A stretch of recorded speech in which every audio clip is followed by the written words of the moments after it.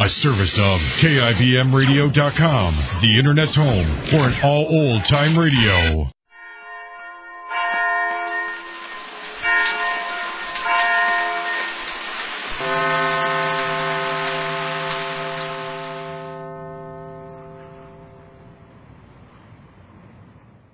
Kroger Tender Ray Beef, no other beef so fresh can be so tender, presents Heart and Harmony, transcribed.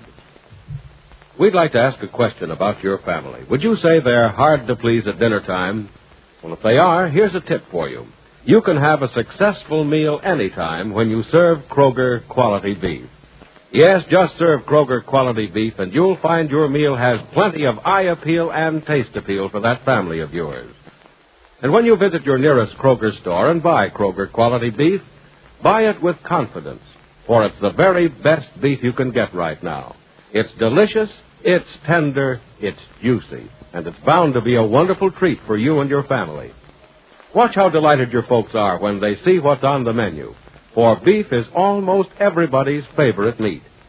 Yes, lady, you can be sure of delighting everybody when you serve your family's favorite cut of Kroger quality beef. Visit your Kroger store, step up to the counter, and ask for Kroger quality beef the way you like it best. And remember this, Kroger quality beef is the best beef you can get right now. Buy Kroger quality beef with confidence at your neighborhood Kroger store. And now, Hearts in Harmony. Penny is back in Rossville after a visit in New York where she saw a strange man named Mr. King. It is the day following Penny's report to Mrs. Carrie Carlton. And there is a knock on the door of the wealthy Mrs. Carlton's study. Come in. Hello, Carrie. Why, Madeline Dodge. Come in. My, but aren't you in good spirits today? I'm in good spirits every day. Oh? Only today you're in good enough spirits yourself to recognize it. Oh, Carrie, I'm not in good spirits or bad. No, just bored with everything as usual, I suppose. Oh, I'm not always bored. I just seem that way. I know boredom when I see it, and you're the most complete case of boredom I've ever known. Well, then, I have a surprise for you. Oh, have you? Mm-hmm. I have an intense and sincere interest in something at the moment. In something or someone? Something. I can't possibly imagine what it is. It's you. Me? Mm-hmm. Now, my dear Madeline, let's not talk nonsense. Well, maybe what I could have said is you and your money. You're interested in my money, but why? You have as much as I have, if not more. Oh, it isn't the amount of your money that interests me, Carrie. It's what you're doing with some of it. I'm not doing anything with it, but let it sit where it is and make more money. Money has an ugly habit of multiplying, you know, when you have a large amount of it to begin with. Yes, I know. But I'm not interested in the money you're making, either. It's the money you're spending. I can afford to spend an unlimited amount of money. And in large parcels, too, I know. I know your financial capabilities. But, Carrie, I'm particularly interested in why you drew out so much all at once this morning. Did I draw out any money this morning? Oh, thousands of dollars, Carrie. Mr. Nelson at the bank called Dad and told him about it this morning. Why, the nerve of that. Oh, don't be too harsh on Mr. Nelson. He did what he thought was right. Dad agreed it was right. You were so nervous about the money when you drew it out, no one could understand it. I've been nervous about a lot of things these days. But you shouldn't be nervous about drawing money out of the bank, Carrie. Why, you could close your account at the Rossville Bank and throw the money in the streets and never miss it. My respect for money is far greater than yours, child. Maybe I have millions, but when I spend a dime, I want a dime's worth in return. Oh, you're buying something with the money you took out of the bank today. I am? In cash? Yes. But why, Carrie? A check with your signature is good for any amount anyway. I know that. Then what in the world are you buying in cash when a check is so much safer and so much easier? I don't think that's any of your affair. Oh, but Carrie, darling, you're a friend of mine. I'm concerned about you. I don't know why you should be. Because you're doing something strange and suspicious. Why, Carrie, why should a woman of your standing and financial reputation buy something for several $1,000s and pay cash for it? Because perhaps the terms of the transaction demand that the payment be made in cash. What kind of transaction must that be? That's what I mean. That's what I'm talking about, Carrie, and that's what I'm so very upset about. You mean that's what you're interested in? Well, yeah. What are you up to, Carrie? I'm very sorry, dear, but I just can't tell you. Oh. Well, now I am convinced. Convinced of what? That you're doing something very, very wrong. I'm doing what I think best. Oh, Carrie, you just have to tell me. I insist. Insist all you wish, Madeline. I absolutely will not tell you a thing. Why not? Because I don't want you to know. Why, Carrie? Don't you trust me? I don't care to answer that. Oh, so that's it. You don't trust me, do you? I didn't say that. Oh, but you meant that. Well, why don't you trust me? You trust this Penny Gibbs, and she's nothing but a little... It so happens that Miss Gibbs does know, and it so happens that I do trust her. Yet you won't trust me, your friend, one of your own kind. If I'm one of your kind, I'm ashamed of myself and rightly deserve the difficulties I've had all my life. Why, I'm sorry, my dear. But you want to know something I cannot tell you, and you want to know why I won't tell you, so I'm telling you. You are the last person on earth I'd ever trust with the reason I withdrew money from the bank this morning. Oh, I see. You have a very lovely opinion of me, don't you? I know you for what you are, Madeline. A young and beautiful girl with too much of everything but respect for those around you. And you have none of that. Well, I certainly am losing what little I have for you. You have no respect for me. You accept me because I'm rich. But if I lived in a board shack near the railroad track, I doubt if you'd even let me do your laundry. Well, You're a spoiled child, Madeline. Nothing has any value to you. And your only well-developed emotions are hate and jealousy. I know what you'd do if you knew why I drew that money out of the bank. You'd make the most of it to ruin me, to expose me to ridicule and shame. Oh, you think so, do you? I know so, my dear. To you, people are merely playthings, to be picked up or discarded as you see fit. Things as they are bore you. You look for excitement, and you find excitement in changing and upsetting other people's lives. It's an unfortunate thing for you as well as for those you hurt. You want other people unhappy because you are unhappy. And you can't find happiness even in making others as unhappy as you are. Oh, you sound like an old babbling fool. I'm old and I've been a fool. But I'm a fool no more, or I'd tell you what I am doing and why I took that money out of the bank. The fact that I don't tell you gives me great satisfaction. I'm proud of myself for once. I have found that even at my age, it is possible to halt one's foolishly trusting ways. So don't ask me again why I drew that money out of the bank. I'll not tell you. Well, you don't have to tell me. I'll find out from someone else. And when I do, I'll do all the things you said I'd do to you, too. You'll never find out why, my child. For there are only two people who know the use to which I intend to put that money. You and Penny Gibbs. Yes, Penny and I. And you'll find it just as difficult to get the facts from Penny as it was for me. I know that girl better than you do. That's why I like her and trust her, and why you hate and despise her. Ask Penny if you want to, but it will only be waste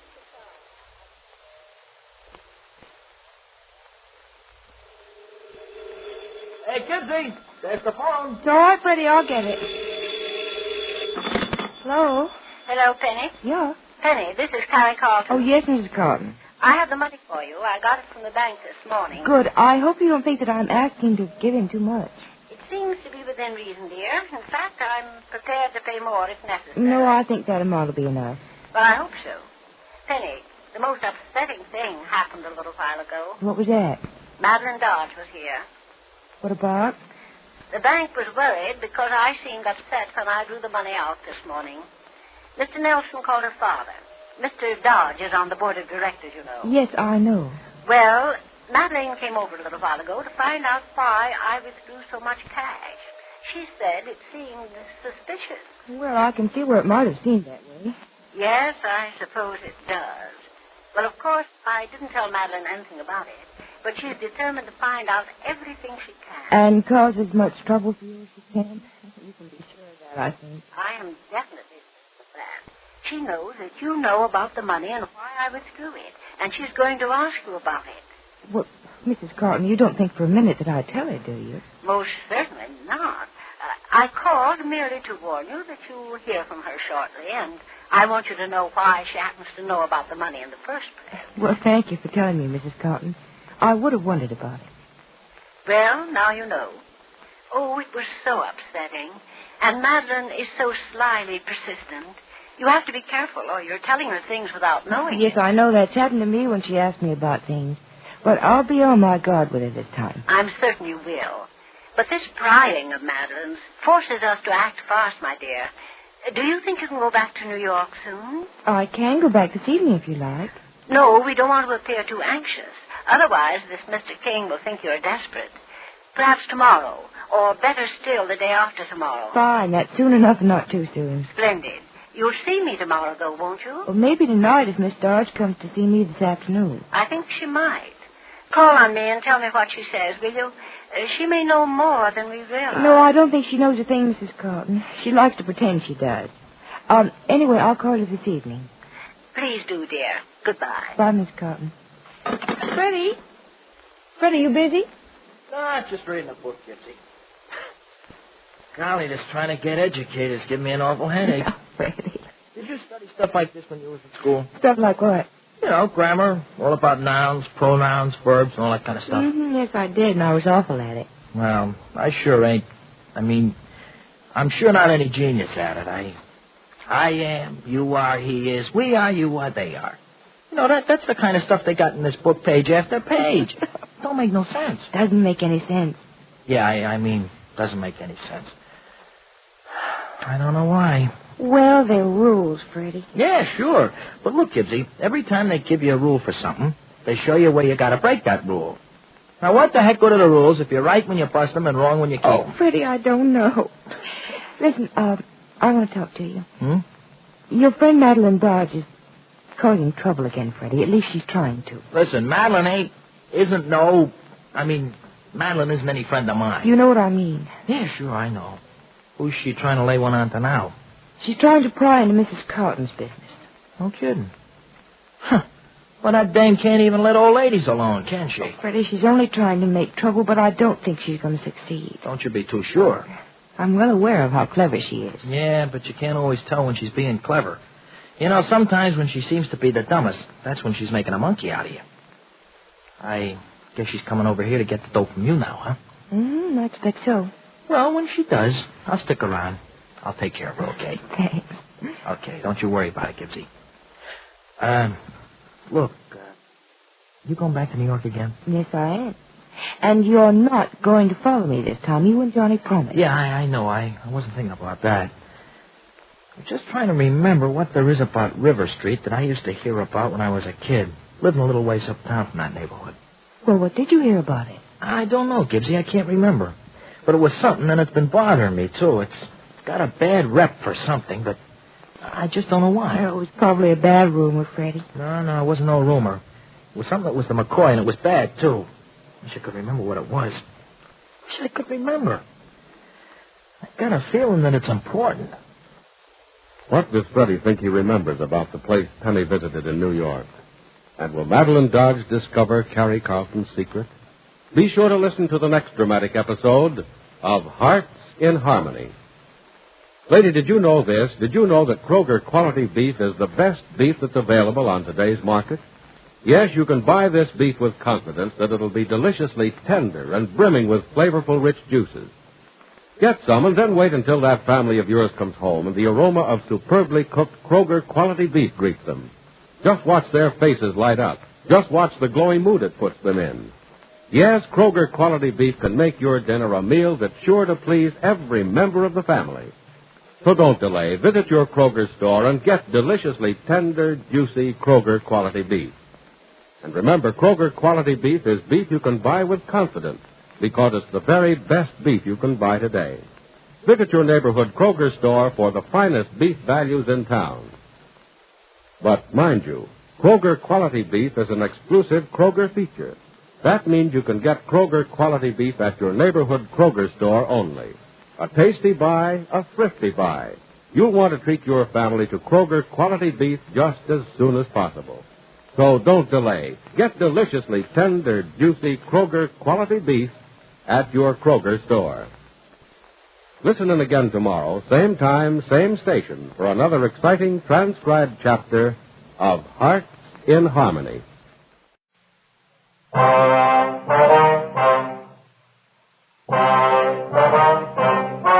The story you're about to hear is true. The names have been changed to protect the innocent. Fatima Cigarettes, best of all king-size cigarettes, brings you Dragnet on both radio and television.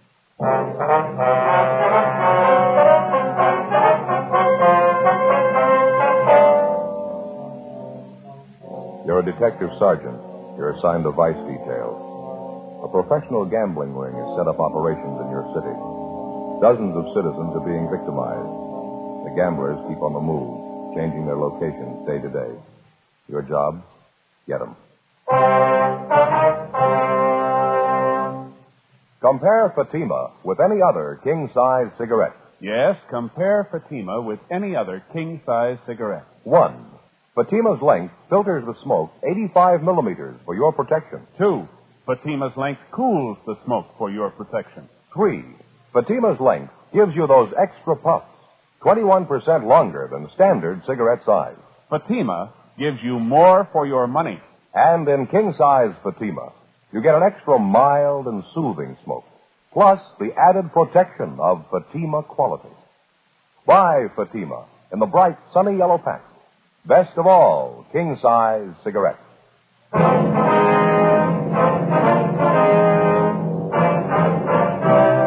Dragnet, the documented drama of an actual crime. For the next 30 minutes, in cooperation with the Los Angeles Police Department, you will travel step by step on the side of the law through an actual case transcribed from official police files. From beginning to end, from crime to punishment, Dragnet is the story of your police force in action. It was Monday, February 9th. It was foggy in Los Angeles. We were working the day watch out of vice detail. My partner's Bill Lockwood. The boss is Lieutenant Bingham. My name's Friday. It was 4:20 p.m. when I got to the second floor of the old Central Jail building. Vice detail. Hi, Bill. Hi, Bill. You show up yet? Yeah, waiting in the next room. Oh, fine. You talked to him yet? No, he just came in a couple of minutes ago. Figured I'd wait for you. Well, how's he seem? Sober? Looks like he's off the luck? Yeah, he looks pretty good. Shaved, cleaned up a little. Fine. Dave, how are you? Oh, hiya, Friday. Thought I'd drop by and see you. Remember you were talking to me last week about that thing. You hear anything, Dave? Yeah, I think I might have something for you. I think it's what you're looking for. Tried to get you on the phone last night. You weren't in. Well, you should have left a message. Oh, I didn't want to do that. You know how it is. Guess I shouldn't even be coming up here like this. You got some kind of a permanent address, Dave? Phone number? Someplace we can contact you? No, I'm still floating around a little. Mm-hmm. Now, about this thing we were talking about, what'd you hear? I picked up a little chatter. I think it's what you want. Say, you fellas had your coffee. I haven't had mine. What do you say? Okay, how about the place down the corner? Fine with me. All right, if you want to check us out, Bill, tell him we'll be back in about 10 minutes. Yeah, fine. Thank you. All right, Dave, we walk this way. Okay.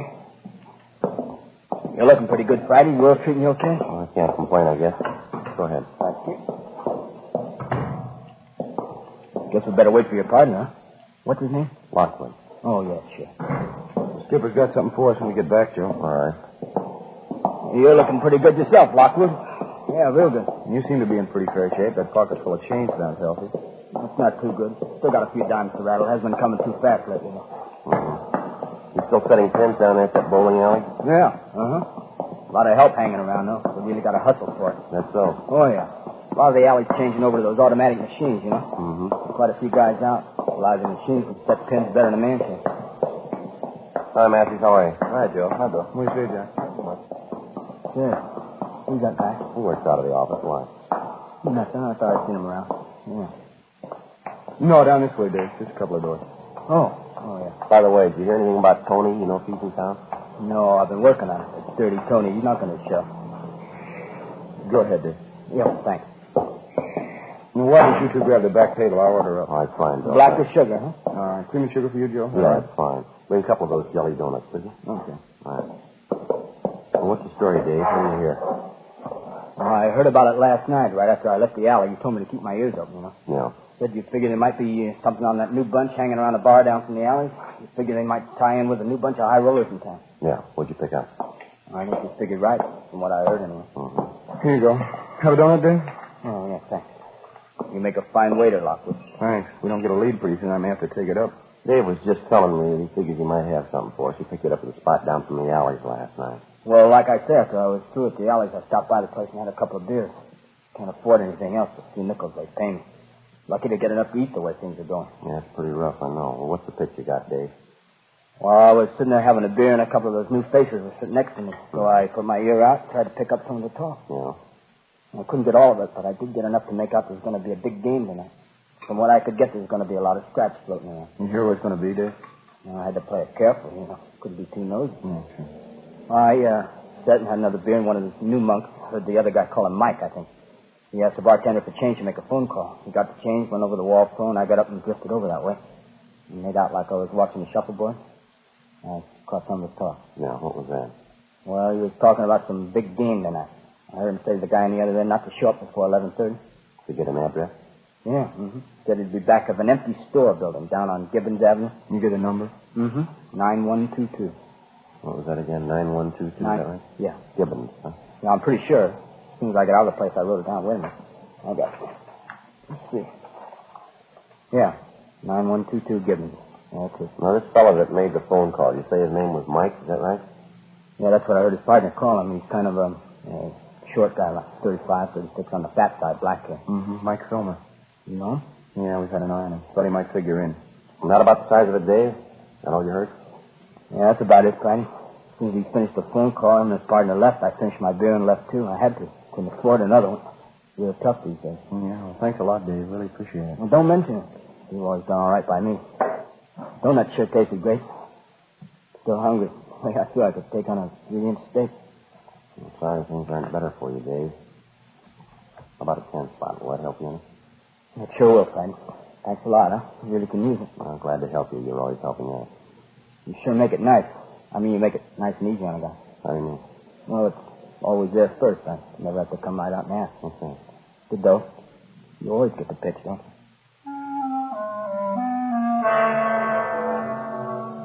Almost a month before, we had begun receiving complaints about a newly established gambling ring which had set up operations in the city. After the first few complaints, we succeeded in identifying some of the men involved in the ring and also some of the places they frequented. The nature of most of the complaints against them was such that we knew we were dealing with a well-organized criminal element. Even if a player happened to win at one of the games, after he left the location, he was beaten and robbed. Despite the fact that we had some of the suspects identified, we still lacked sufficient evidence to prosecute them successfully. The various victims either would not or could not identify the suspects. We knew the gang was running 3 or 4 games a week, each one of them at a different location, each one of them at a different time. In the trade, that's known as a floating game. After we left our informant, Dave Carter, we headed back to the office and briefed Lieutenant Bingham. That afternoon, we checked the address on Gibbons Avenue and found it to be a vacant store building with a for rent sign in the window. There was an entrance in front and one in the rear, windows along both sides of the building, and a plasterboard partition dividing the inside of the store into 2 parts. The place was deserted.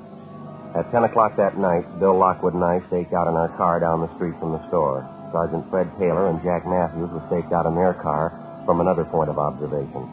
We were in constant touch with each other by 3-way radio. 10:30, 11 p.m., 11:30. 1K87 to 1K80, come in. 1K80 to 1K87, go ahead. Joe, did you notice the lights come on at the back of the store a minute ago? Yeah, 2 men. They went in the back way, parked their car just down the street from us here. You see anything else? Car just pulled up down the street from us. 2 men getting out, heading for the store. Joe, just a minute. Yeah, they're going that way. They're going around the back, Joe. Looks like it's going to pay off. Let's sit on it a while. KMA 367. We waited. 11:45. A blue pickup truck pulled up and stopped a short way from the front entrance to the store. We saw 2 men get out and go around to the back of the truck and unload half a dozen large boxes, which they carried around to the rear entrance of the place. One of the men came back, got in the cab of the truck, and sat there. Midnight, 12:15 a.m. Over a period of half an hour, we watched 18 persons arrive from different directions and enter the store from the rear. 12:30, 1 a.m. There were no new arrivals. We waited. 1K87 to 1K80, come in. 1K80 to 1K87, go ahead. Not much activity down here, Joe. Looks like it's pretty well set. What do you think? Yeah, I think we might as well hit it. Same way we laid it out, huh, Fred? We'll wait until Matthews picks up the lookout, the man sitting in the truck. Right, Joe. Jack, you want to go ahead and grab and go away? He's on his way, Joe. Okay, as soon as he picks him up, we meet in front of the place. Bill and I'll take the front. You cover the back. You got that? Okay, Joe. Oh, hold on a minute, will you? Yeah, Jack got him. Bring him back to the car. Okay, let's go. KMA 367. You got the car keys, Joe? Yeah, let's go. All right. You figure that's the best way, Joe, too, is going in the front? Well, that's probably where the rush is going to be. When Fred goes through the back, they're sure to start for the front. Okay, Joe? Yeah. Jack's got the lookout in our car. He'll wait for us. Right. Now, what do you think about this, Fred? You go around and hit the back door. As soon as I hear you inside, they'll probably start for the front. We'll take care of them there. That's a good idea. Give me half a minute to get back there. Huh? Right. Watch yourself. All right, Joe. Let's go.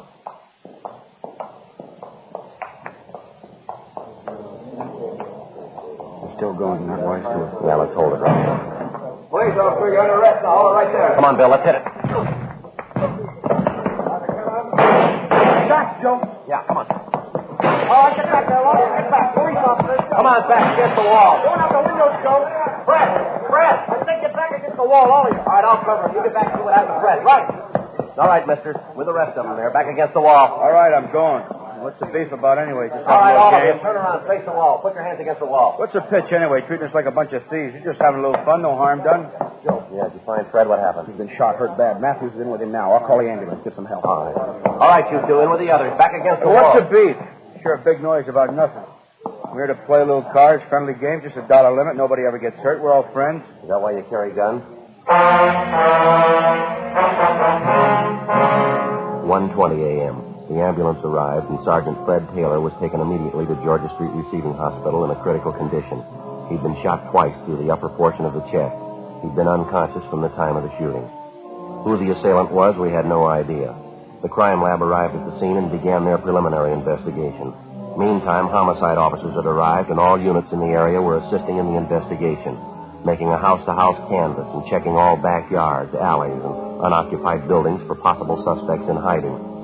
Out of the total number of men present in the store at the time of the shooting, Bill and I had been able to detain 9 of them.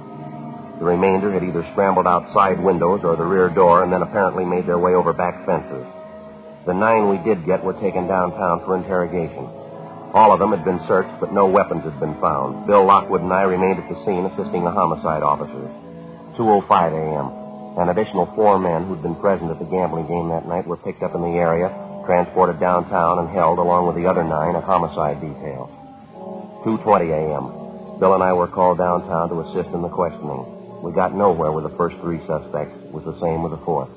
You expect us to believe that, Mike? Well, it's the truth. I don't know anything about it. Now, look, Mike, let's put it on the table, huh? We listened to your line of chatter down at the store when we made the pinch. We heard it all. Now let's get on to facts. I told you everything I know, no different than the other guys you picked up. I heard there was going to be a game tonight, so I came down. Who'd you come down with? How'd you get there? I drove, came by myself. Where'd you park your car? About 2 blocks away, a little alley there. By a gas station. You're a liar, mister, and you know it. Well, it's the truth, so help me. If I knew there was going to be trouble, I wouldn't even have showed up. I'd play a few cards, sure. I don't go in for heavy stuff, though. I haven't got anything to do with the game. You're a liar. You can't say that. Now, you show me where I've lied to. You tell me. We were staked out on that place tonight, Mike. It was a little past 11:45. You drove up in a blue pickup truck. Another man was with you. You were driving. Oh, no, you got it wrong. No, we haven't got it wrong. You parked that truck about 10 yards down the street from the front of the store. You got out first. The other man followed you.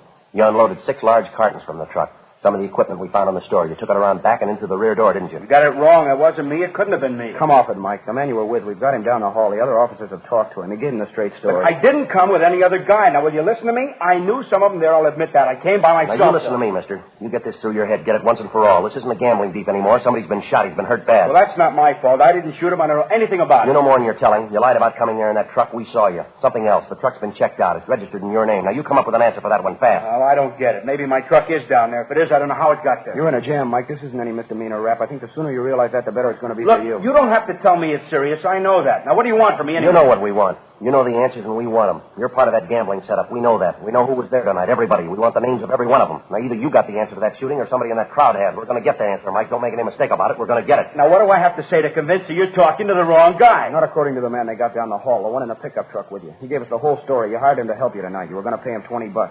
He helped you haul the equipment to the store, and he was supposed to be the lookout at the front door. It ties in all the way. How about it? All right. Now, you've been calling people liars, huh? Well, he's the liar. The whole lousy story is nothing but a lie. All right, keep quiet. Friday talking. Oh, yes, sir. Oh, all right.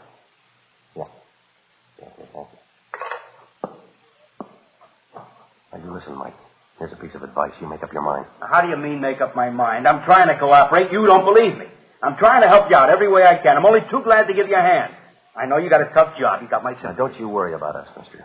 From here in, start worrying about yourself. You're going to do a lot of it. I don't know what you're talking about. That policeman, he just died.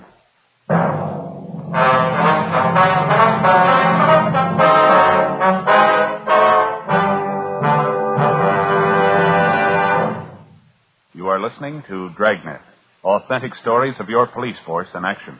To show our confidence in Fatima, we make this money-back guarantee. Buy a pack of Fatimas. Enjoy Fatima quality, extra mildness, and superbly blended tobaccos. If you're not convinced Fatima is better than the king-size cigarette you're now smoking, just return the pack and the unsmoked Fatimas by August 1st, 1952, for your money back plus postage. Fatima, Box 37, New York 1. Prove Fatima quality yourself. Compare Fatima with any other king-size cigarette. 1. Fatima's length filters the smoke 85 millimeters for your protection. 2. Fatima's length cools the smoke for your protection. 3. Fatima's length gives you those extra puffs, 21% longer than standard cigarette size. Fatima gives you more for your money. And in king-size Fatima, you get an extra mild and soothing smoke, plus the added protection of Fatima quality. Ask your dealer for Fatima in the bright sunny yellow pack. Best of all, king-size cigarettes.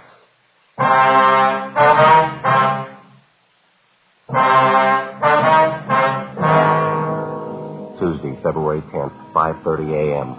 Sergeant Fred Taylor had died at approximately 5:22 a.m. Cause of death was listed as hemorrhage and shock due to the 2 gunshot wounds in the chest. Officers from the medical detail had rushed Taylor's wife from his home to the receiving hospital. She was with him at the time of his death. Unfortunately, he never regained consciousness. 5:45 a.m. While the investigation went on at the scene of the murder, Bill Lockwood and I continued our interrogation of the suspect, Mike Filmer. Another hour of questioning, and he still refused to tell us anything. We finally confronted him with the man we'd seen him arrive with at the location of the gambling game earlier that morning. Another 10 minutes of questioning, and he finally broke down. Why didn't you tell us that to begin with? Well, believe me, I wanted to. I was scared. I was scared to death. I never had anything like this happen to me before. I didn't know what to do. I didn't know what to say. All right, this is a complete list of everybody you saw there last night. Everybody who was in that game. Well, yeah, I think it covers it. Well, let me see it. All right, here you are. Yeah, just about everybody. These are the only addresses you got, just these 3 here. Yeah, that's it. No, I'm not lying now, believe me. Those are the only ones I know of. All right, so you had a hand in the game. You brought in the equipment, you were working for the house. Yeah, that's right. Then who's the boss, Mike? Who's running the game? What about it? Who's running it? Look, I've told you everybody that was there, everybody. He wasn't there that night. He couldn't have had anything to do with it. Mike, we didn't ask you that. We asked you who the boss is. What's his name? Now, how about it? We want his name. But I told you he wasn't there last night. If he wasn't there, he couldn't have had anything to do with it. Look, he's a nice guy. He doesn't want trouble any more than I do. He couldn't tell you. You let us figure that out, will you? Now, who's the boss, Mike? Does it have to be? Is that important? We wouldn't be asking you. Who is he? George Delano. Now, that's all I know about him, his name. How does he spell his last name? What's he look like? Well, I guess it's Delano. I never saw him write it down, though. I've only known him about a month, maybe 5 weeks. What's his description? Well, he's taller than I am, about 5 feet 10, 11 maybe. Dark hair. A little bit on the heavy side. Like me, I guess. Man about 45, 50. Where does he live? Where do we find him? I don't know where he lives. Some hotel downtown, I think. The only times I ever met him was at a bar. Which bar? Where about? South end of town. Down in Vermont. I don't know the address, but I can point it out to you. It's a couple of doors down from Big Bowling Alley. Right across from a theater, woman's dress shop next door? Yeah, that's right. That's the place. The only place I've ever seen him. He always calls me at home and tells me where to meet him. You mean to say you've been working for this Delano and you don't even know where he lives? Well, I don't know what else to tell you. I'm squaring with you. I really don't know. Friday, talk to you, man? Yeah, sir. I'll be right back now. What do you got, Sam? Charlie Hart and I just got back from the place down on Gibbons Avenue, the store. Yeah. Thought you'd like to know. We found a gun in the back of the place hidden under a lumber pile. All right. You check it out? Yeah, I ran through gun records. It's registered. What's the name? George Delano. 7:38 a.m. With the new lead on the alleged boss of the gambling ring, George Delano, we interrupted our questioning of the suspect, Mike Filmer.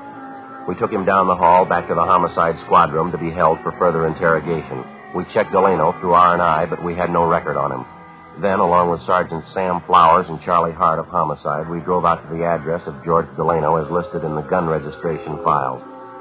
It was a small cottage in the Wilshire area. The woman who answered the door identified herself as Mrs. George Delano, the suspect's wife. She called her husband to the door. We identified ourselves, briefed him on the reason for our visit, and told him we wanted to talk to him downtown. He appeared cooperative, more than willing to come along. He got dressed. We drove him back to the city hall and took him to the interrogation room. He was well-dressed and, in his own way, well-mannered. After being told of the situation, he admitted freely that he'd been operating games at different locations throughout the city for the past month and a half. He told us that he'd employed Mike Filmer to assist him in his operations, and he also admitted ownership of the gun found near the murder scene. The gun had since been checked by Russ Camp and ballistics and found to be the murder weapon. Well, yes, it's my gun, but I'd like to explain a little bit about it. What's that, Delano? Well, number one, I admit I'm a gambler. That's my racket. I'm new to Los Angeles.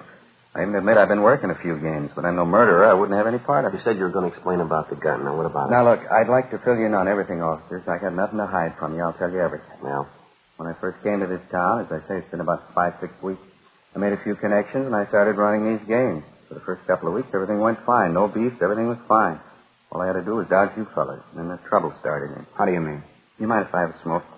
A little upset. All right, go ahead. You care for one? No, nothing. Yeah. I want to fill you in from the start. I want to clear this whole thing up. Yeah, that's what you said. Yeah.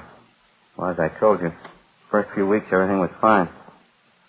Then one night when the game was just about ready to break, a couple of punks came in, held us up. They cleaned everybody in the place, made a big haul. When was this? Where did it happen? Down on the east side. Punks took us for everything. You know how it is. Couldn't make a report to you. I just had to take it, cover the losses myself. Yeah, now how about that gun? I'm coming to it.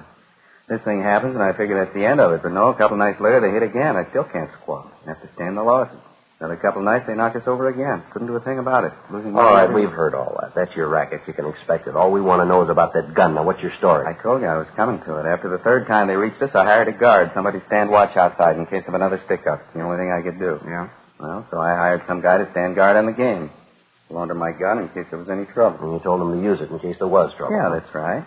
How about a raid from the police? You tell him to use it for that? No. Matter of fact, I made a point of telling him about that. All he was supposed to use the gun for was just to fire it up in the air, maybe scare those punks off and warn the guys inside at the same time. We'll talk about that later, Delano. We want to know who had the gun last night. Well, the guard did. I told you I loaned him the gun. Who's the guard? What's his name? Where do we find him? His name's Jake. A friend of mine got him for me. See, Jake Gleason. That's his Gleason. Where's he live? Couldn't tell you that. I don't know. I always contacted him at a bar in South Vermont, place I go quite a bit. You're a little too early to catch him there now. What do you know about this Gleason? What's he look like? I don't know. I haven't seen him much. I guess you'd say he's about 32, 33. Kind of light brown hair, tall. Ex-con, I think. Either he told me or somebody told me he did time. You knew he was an ex-con and you gave him your gun? Well, yeah, but I didn't tell him to shoot anybody. I made a point of telling him that. The dumb jerk, especially shooting a cop. All he was supposed to do was fire up in the air if those punks came around, scare him away. To help me, that's the only time he was supposed to use the gun. I told him that. Not much of a story, Delano. Can you prove it? Sure, I can prove it. You can ask Mike Filmer. He'll tell you the same thing. You can ask Gleason himself. That dumb jerk. Mike said he wasn't too sharp, a little punchy, wasn't quite right in the head. What's that? I said he was a little punchy, wasn't quite right in the head, Gleason. You mean you met him in a bar? You didn't know anything about his background. You knew he was an ex-con. You had an idea he wasn't too sharp. Maybe he wasn't all there. Is that right? Yeah, that's about it. And you put this man on the spot where you knew he'd be in trouble, and then you gave him a gun. Is that right? How about it, Delano? What are you looking at me for? I told the dumb jerk what to do. I didn't tell him to shoot anybody. Punch, drunk, booze. Yeah. It's the truth. I didn't have a thing to do with it. I hired the guy, that's all. It's not my fault. What are you looking at? I wasn't even there. I didn't even know about it. I didn't kill that cop. Didn't you?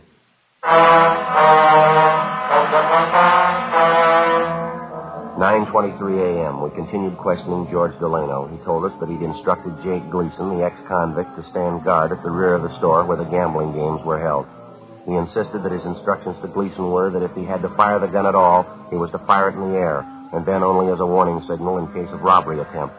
Delano was detained by homicide officers pending further investigation. We checked the name and description of Jake Gleason through R&I and found his record and mugshot. We showed the mug to Delano, and he identified it. Gleason's record showed him to be on active parole. 10:30 a.m., we contacted the parole office. They gave us his address, and Bill and I checked it out, the second-rate hotel on South Flower Street. The manager told us Gleason had left the hotel about 7:45 that morning and that he was not expected back until after 6 o'clock that night. He also told us there was a chance we might locate him in one of the bars around the neighborhood. 10:45. We started making the rounds of the bars in the immediate vicinity. The third place we stopped at was practically deserted. The jukebox at the back of the place was turned up to full volume. There was a smell of disinfectant, whiskey, and stale perfume. There was one customer drinking at the far end of the bar. It was Gleason. Stand up, police officer. All right. Shake him down, Bill. Clean, Joe. All right. Hands in back of you. Yeah, we want to kill that jukebox, Bill. Yeah. All right, you know why we want you. Yeah, I know. Knew there wasn't any sense running. I knew you'd be around. All right, let's go. Could you do me a favor? I mean, wait a minute, just a minute. Yeah? Just like to tell you I didn't mean it. I guess it's my own fault. I shot him. I shouldn't have had the gun. Shouldn't have taken the job. I shot him. I didn't mean it. All right, come on. There ought to be a way, don't you think? I mean, there really ought to be a way. What's that? I didn't mean it. No reason to kill him. I didn't even know him. I just keep thinking there's only a way if I could take it back again, you know? Yeah, we know. I mean, if I could go back and change it, make it all different. I mean, right from the beginning, I wouldn't even look at a gun. I'd change everything. I bet I would. I wouldn't even look at a gun. If I only had the chance, you know? Second chance. There ought to be a way. Second chance. You started with a gun, Jay. Yeah? You never had a first one. The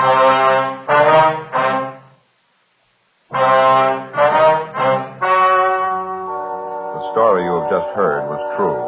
The names were changed to protect the innocent. On May 22nd, trial was held in Superior Court, Department 88, City and County of Los Angeles, State of California. In a moment, the results of that trial.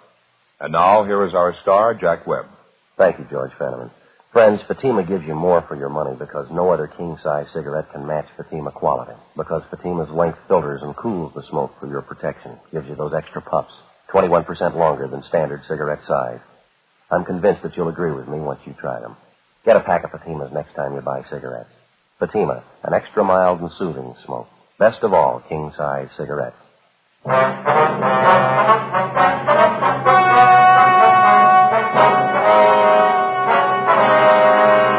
Jacob Allen Gleason was tried and convicted of murder in the first degree and was sentenced to a life term in the state penitentiary. George Delano, Mike Filmer, and all other principals were found guilty of violating the municipal code 43.01, gambling, and received sentences as prescribed by law. George Delano and Mike Filmer were sentenced to 6-month terms in the county jail. Others received proportionate sentences. Ladies and gentlemen, Mr. James Fox, director on the executive board of the Mystery Writers of America. Tonight it is with a great deal of pleasure that I, speaking for the entire membership of the Mystery Writers of America in all fields, present the Edgar Allan Poe Award for the second consecutive year for the finest radio presentation in its class, Dragnet.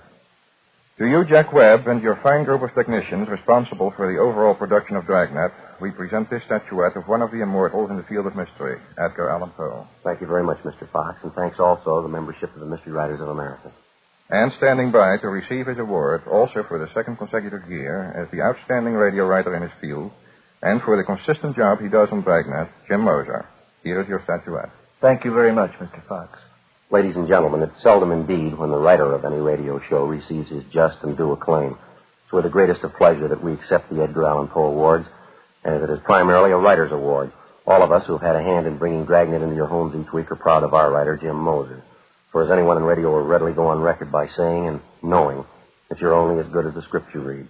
So it's with deep gratitude that we receive the MWA Award, which best illustrates and confirms the high opinion which we all hold of our writer, Jim Moser.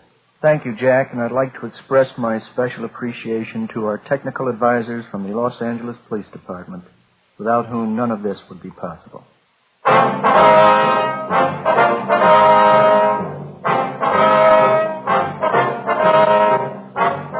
You have just heard Dragnet, a series of authentic cases from official files. Technical advice comes from the Office of Chief of Police W.H. Parker, Los Angeles Police Department. Technical advisors Captain Jack Donahoe, Sergeant Marty Wynn, Sergeant Vance Brasher. Heard tonight were Martin Milner, Eddie Firestone, Whit Connor. Script by Jim Moser. Music by Walter Schumann. Hal Gibney speaking. Fatima Cigarettes, best of all king-size cigarettes, has brought you Dragnet, transcribed from Los Angeles. Now, it's Counter Spy on NBC.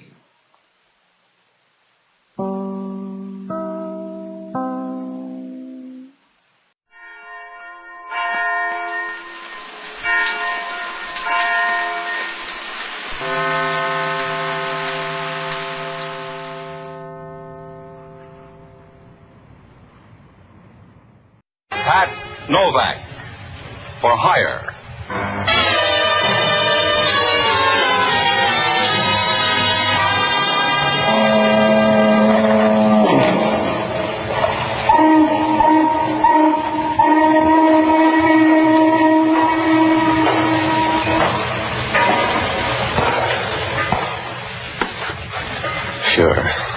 Novak For Hire.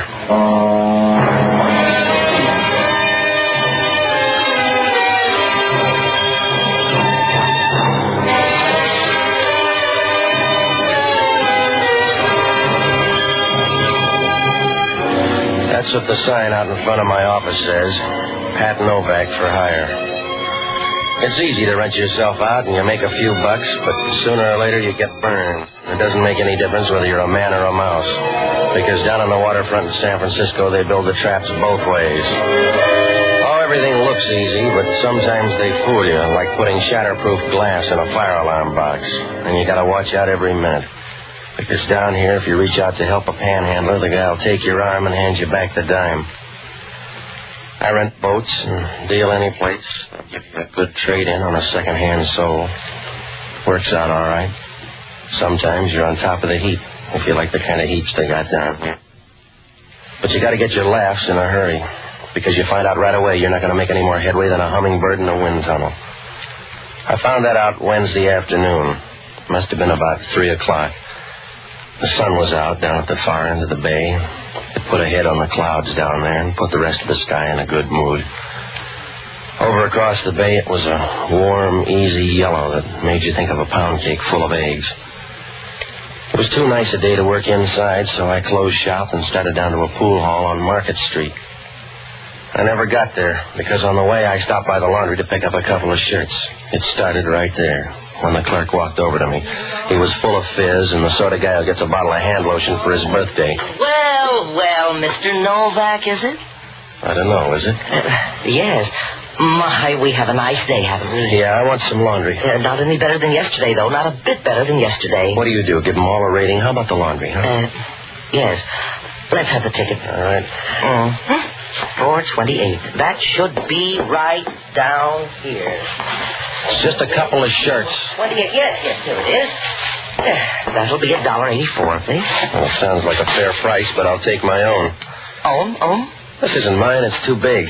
Are you sure? Look, I had a couple of white shirts. Now, you better look again. Well, the tickets match, you see. 428. You must be wrong, Mr. Novak. Now, look, fella, shirts don't swell. They shrink. The package is too big. Too big? Oh, well, we better open it. Yes. Well, yeah, I can wrap them again if you don't worry. Yeah. It's not my shade of pink. Oh. I guess it's not yours. Thanks. Here's some men's clothing, too. How about these shirts? If I were a jockey, I'd take them. I want my own. Well, yes, of course you do. Oh, goodness, I don't know what to do with myself. Yeah, you got a problem. How about these shirts, though? Oh, we've mixed up the tickets, and someone has your package. Who? I don't know. Maybe we can check on the collar markings. Let me see. Yeah. Yes, now, let me check in the book. Here we are. This laundry belongs to Earl Hayes. Yeah, where's he live? Are you going up there? I want my shirts back. Yes. He lives at 321 Dorset Place. Yeah, give me that bundle. Oh, I'm sorry, Mr. Novak, and please apologize to Mr. Hayes. I'm so angry at myself, I don't know what to do. Yeah, be careful you don't stop a hole in the floor. See you later.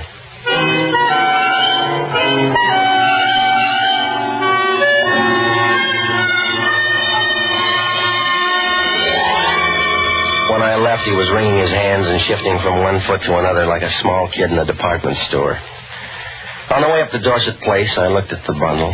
There were a couple of women's blouses and 4 loud-colored shirts. 2 of them looked like a Navajo blanket somebody'd sewed buttons on. I tried to wrap up the bundle, and about 10 minutes later, I got to 321 Dorset Place. It was up on Telegraph Hill, and it was an old place somebody'd remodeled. It was supposed to be modernistic, but it reminded you of a chromium-plated tool shed. Apartment 2A was on the second landing. I went up there and knocked. Earl Hayes didn't answer the door, but you couldn't quarrel with what you got. She was in her 30s and pushing 40 hard enough to bruise it. But she looked good standing there in the doorway, long and lean enough to make a greyhound turn in his card. She was wearing green lounging pajamas, and you've seen bananas in looser skins. You could see the bay behind her through the window, and she stood there brushing back enough red hair to sell to a mattress factory. As she pushed the door back, she started to smile. Her lips were a pale red color and moist enough to put a desert on its feet, and you could tell she thought she used them to talk when you got tired of everything else. Standing there in front of her, you got the same feeling you would if somebody pressed the treble and bass key of an organ at the same time. Hello. What are you selling? Shirts. Is your husband home? Should I have one? I don't know. It depends on the climate. Come on in anyway. All right. Who are you?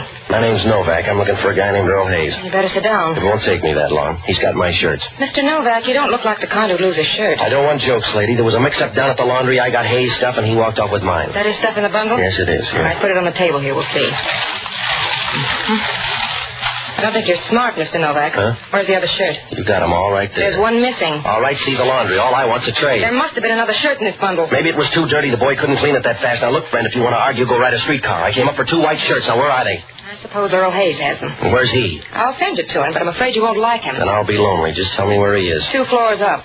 That'll give you time to work over that story. Yeah. Because he'll know you're lying. He'll want to know about that shirt. What makes it that important? The fact that it's missing. I'll find him upstairs. I hope it works into a friendship. Yeah. But I don't think it will. He'll know you're lying, and you'll get tossed around like a green salad. Is he tougher than you? No, he's just not as versatile. Good luck, darling.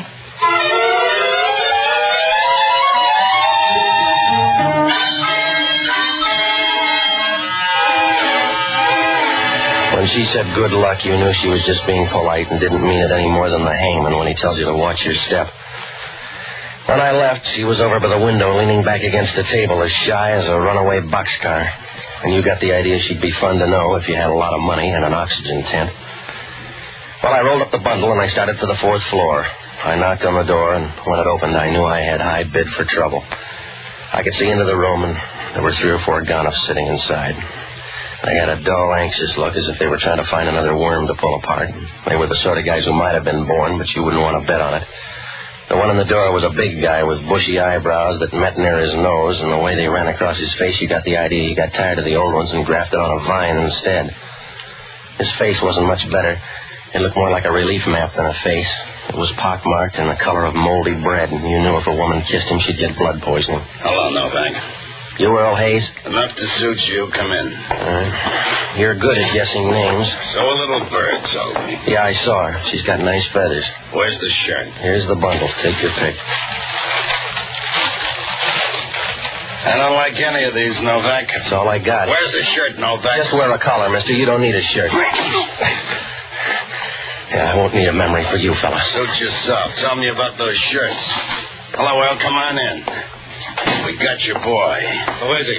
You made a deal. You know his name. I never saw him before, Max. He looks different now. He came up with some of your shirts. That's true. I went by the laundry. Said a guy named Novak picked up the shirts. Except one of them's missing. Couldn't be missing. They're all in one bundle. Ask him then, but do it nice. He's touchy. He doesn't have to ask. Now, look, mister, if you're Earl Hayes, I want my shirts. Give us the other one. We'll make a trade. You got the best deal you're going to make, Hayes. Now, I want those shirts. Get yourself a loom, then. All right, Joe, get his on. Let go. Wait a minute, Max. Sit down, Hayes, or we'll take your ticket away. That's it. Now get his other arm. Over there. Why don't you keep your eye on Hayes? All right, Novak. It's you or Hayes. Make up your mind. I got it made up about you. You're gonna tire first, Novak. Where's that shirt? I don't know. Try Hayes. He looks healthy. Hold him up. He's slipping. You need handles? Hold him up. You're running out of chances, Novak. Where's that shirt? I don't know. Hold him up. Why? If you can't find the reason, don't. All right, Hayes. How's your temper?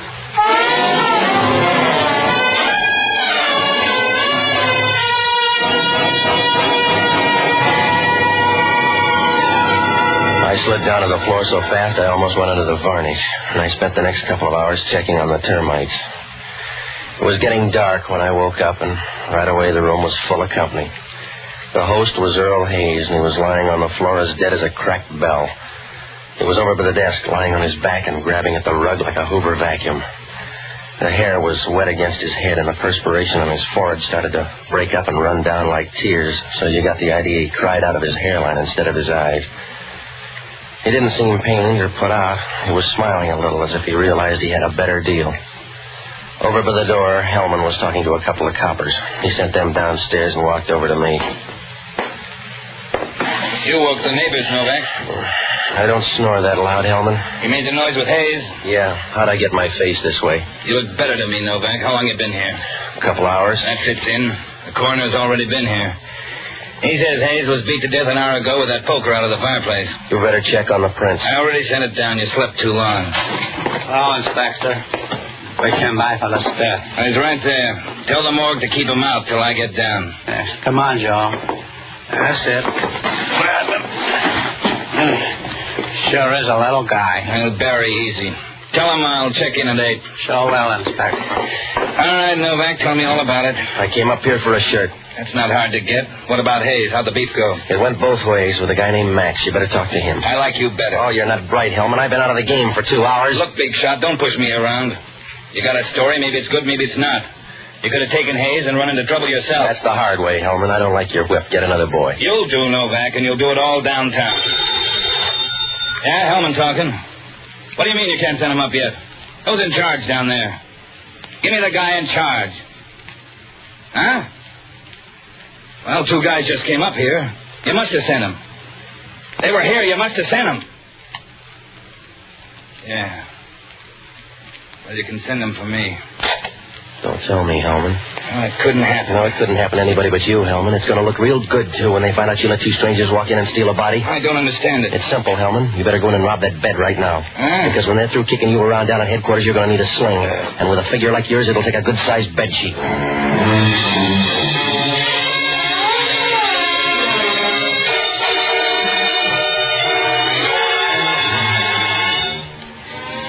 When Hellman hung up the phone, he turned the color of early summer squash.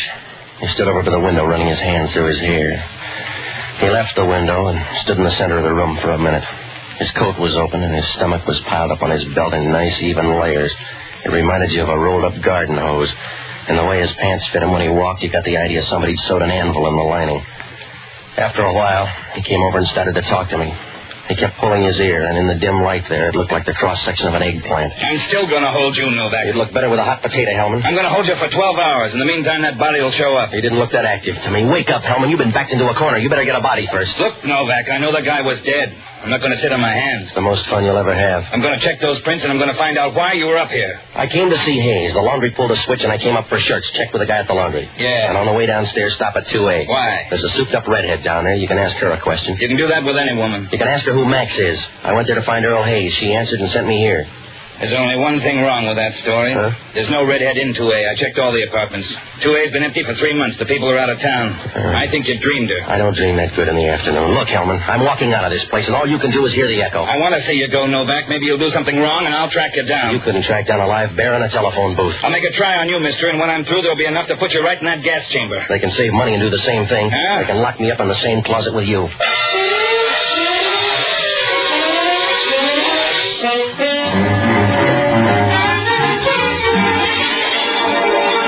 When I left, Hellman was wandering around like smoke in a drafty room. I picked up Earl Hayes' shirts and ducked by the laundry, but the clerk was gone and the place was closed tighter than the lid on a city scandal.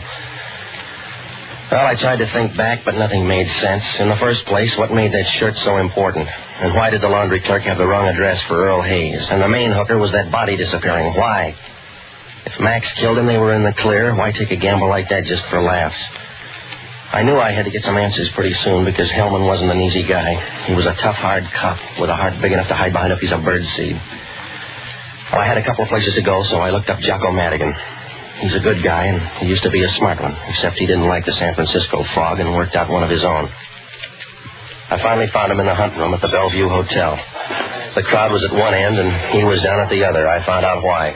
Take it one for my baby and one more for the road. Now, wait a minute, Jocko. Ah, Patsy, I'm singing a little sentimental ballad. All right, Jocko, now you've had enough. Patsy, I'm as sober as the next man. I've been drinking since 8 o'clock this afternoon, and I'm as sober as the next man. Well, stop it, will you? Patsy, you know I hate whiskey. But do you realize that 85% of the human body is liquid? Yeah. Now, is there any sane reason why all that should be water? Of course not. It isn't fair. That's why we have communists. Jocko, I'm in trouble. Of course you are. Knowing you, Patsy, is like walking hand in hand with a moral picnic. All right. It's true, Patsy. You have no moral sense. All you have is a small bundle of regrets, something which you drag out periodically as proof of your decency. Will you listen? but you're not even decent enough to regret the things you've done. From some of your conversations about the only things you regret are the things you haven't done. The only reason you haven't caused more trouble is that you're not fleet-footed enough. All right. You're hopeless, Patsy. You're like some overripe planet, disemboweled and thrown from the skies. You don't know where you're going, and you can't remember where you've been. Your only joy is motion, and your only sensations are heat and cold. You all through, Jocko? Yes. What kind of trouble? Hellman wants me for a dead guy. Where is he? He was up on Telegraph Hill, but he's gone now. He didn't die long, did he? Somebody took the body away. That's a funny thing to collect. Oh, none of the story lays right. The guy's name was Earl Hayes. There was a laundry mix-up, and I went up there to trade. Yes? Now, look, I want you to hop down and find out everything you can about Earl Hayes. Find out who his friends are. Find out where he's from. And see if there's a guy named Max anywhere, will you? Where are you going? I gotta find a girl. I felt that way myself earlier tonight. Will you hurry, Jocko? We don't have time to run your love life. Yes. Well, time is a minor drawback anyway. Good night, lover.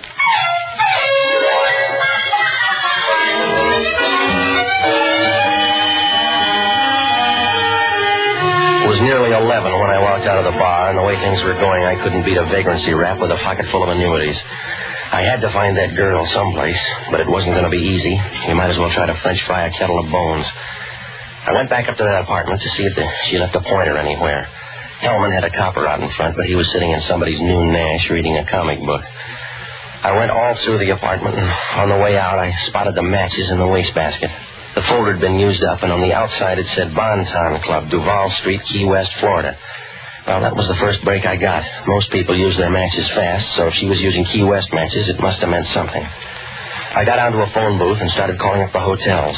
Finally, a hotel up on Taylor said they had a Miss Rhoda Warren on the register from Key West, Florida. For $5 a bellhop will tell you anything, so he said she was a redhead. I still didn't know, and when I went up there, she wasn't in. Well, I had to get back to my place for Jocko's call, and when I walked in, I got sorry about that $5. Hello, Mr. Novak. You keep bad hours. So do you, and your name's Rhoda Warren. You like the name? Yeah. Go ahead and use it. It's a phony. How about Max? I don't even know him. When you called him today, it was a wrong number. Oh, please, Mr. Novak. You're not big enough for menace. No? No, you're like everybody else in the waterfront. You got some muscles, a few stage whispers, and 30 cents in your pocket. So don't try to make a sale. Except you'd like to buy that shirt. If you want to sell it. What makes it worth $1,000? Your imagination. 500 will buy it. You're bad on guesses. 500 and Max will do it. Look, I don't have to deal with you, darling. You're a pauper on paper and in your pocket. So I can just sit tight while you sell or go broke. Where's Max? Sell him out. If I were in a hole, I'm not. You are. All right. Let go of my arm. I need some help, lady. I don't know whether you're making love or trouble. Either way, let go of my arm. Have you figured out yet? Please, you're hurting my arm. Where's Max? Come on, I'll twist you until the skin comes loose. Where is he? Please don't. All right. I'll make your friends anyway. Yeah, Novak talking. Yeah, I've been out all evening. Whereabouts? Yeah, well, he can't use it anymore. Where are you, the Compton? Yeah, thanks. The laundry clerk? Yeah, he found that shirt. Tell him not to lose his own. Wish him good luck. Will he need it? Well, maybe not. But he ought to take it while it's cheap.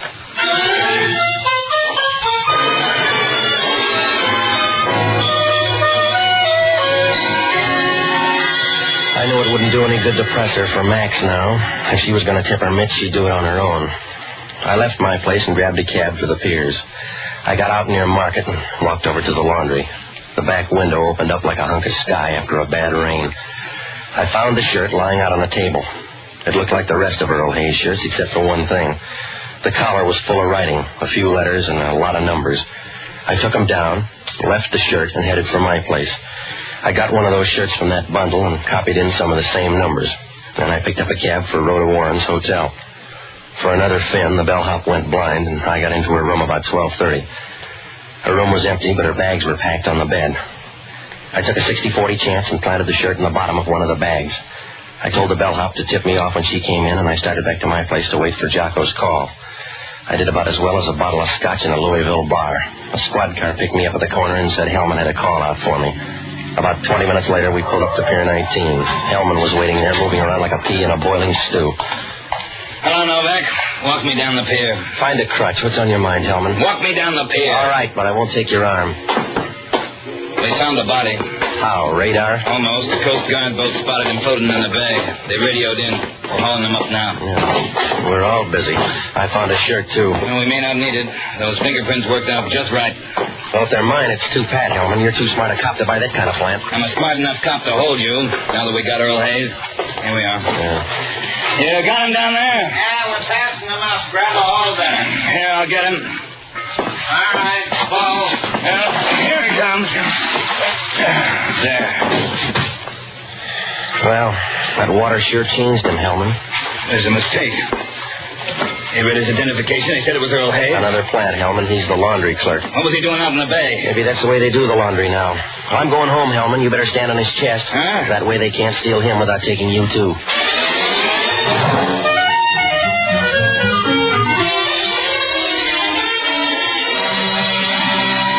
Well, that 60-40 was beginning to pay off. Somebody was gathering up the loose ends, and it was going to be easier now because things were getting tight. But you can say that for a lot of wedding rings. So I bummed a ride, and I got to my place about a half hour later. I had some trouble there because the cop on duty wanted to take me down to Pier 19 again. He looked wistful, so I told him about a place down the street where he might catch a peeping Tom, and I finally got rid of him long enough to get up to the room. As I walked in the door, the phone was ringing. Yeah. Hello, Patsy. This is Choco. What'd you find out? Earl Hayes was popular. Anybody could have killed him. For instance? There's a lot on him in the Chronicle morgue. He's wanted for smuggling. Yeah? What else? He had a girlfriend. Her picture's here. What'd she look like? Oh, I haven't had enough experience. It's the same one, I guess. What else? And Earl Hayes once served a prison term with a man named Max Stoffer. That's our boy. What do you got on him? He lives here now, and he runs a business out on Van Ness Avenue. What kind of business? Oh, it's going to sound funny. He runs a funeral parlor. Well, what does that prove? It doesn't prove a thing. Just because you're a perfume salesman, you don't have to smell pretty.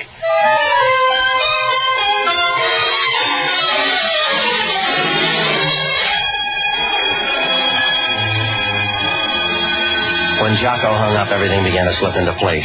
I could see now why everybody wanted that shirt, and the reason why Earl Hayes disappeared was 10 feet tall. I called Hellman. He said he knew all about Max Stoffer, and we had a squad car on the way out. I met him at the corner of Geary and Taylor, and we rode out to Van Ness. Max Stoffer's funeral parlor was over near Pine. When we pulled up, the lights were out except for a lamp in the front room. Hellman walked in the front door without knocking, and we turned in where the light was. It was a big night for stiffs, and there were 3 or 4 caskets along the wall. In the center, over near the fireplace, there was a casket on wheels.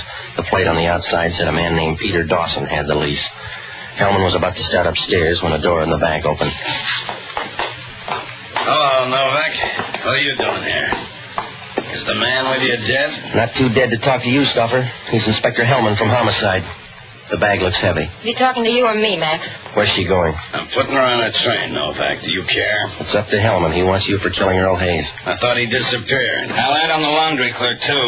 After I visit the train. You put her on that train, she'll get off at the next station, Stoffer. Huh? She gave you a bad story. That shirt you got's a phony.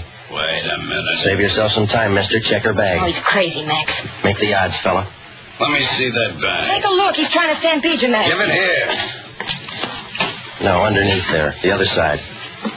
There's no shirt in here. What are you trying? I don't know how it got there, Max. He must have put it there honest. I don't know how it got there. Something crazy's happened. You don't sound sure. Please, Max. Hey, Max, stay away. I gave you the right shirt. Max, leave me alone. Take it, copper. Take her for the laundry guy. I'll read about you, lady. Max, you're crazy. You're crazy to tell him. I'll tell him all about it. I'll tell you every word. All right, don't forget yourself, big shot. Don't forget to tell him what you did with Earl Hayes. There's nobody. Oh, you silly fool. You silly fool. Don't you know why they're here? Shut up. You'll open them all. You better tell him now. He's in there, Hellman. He's in there with Peter Dawson. You had a chance, baby. Leave me alone, Max. Leave me alone or I'll break you up. Can't win them all, Max. Put away that gun. Get away from her.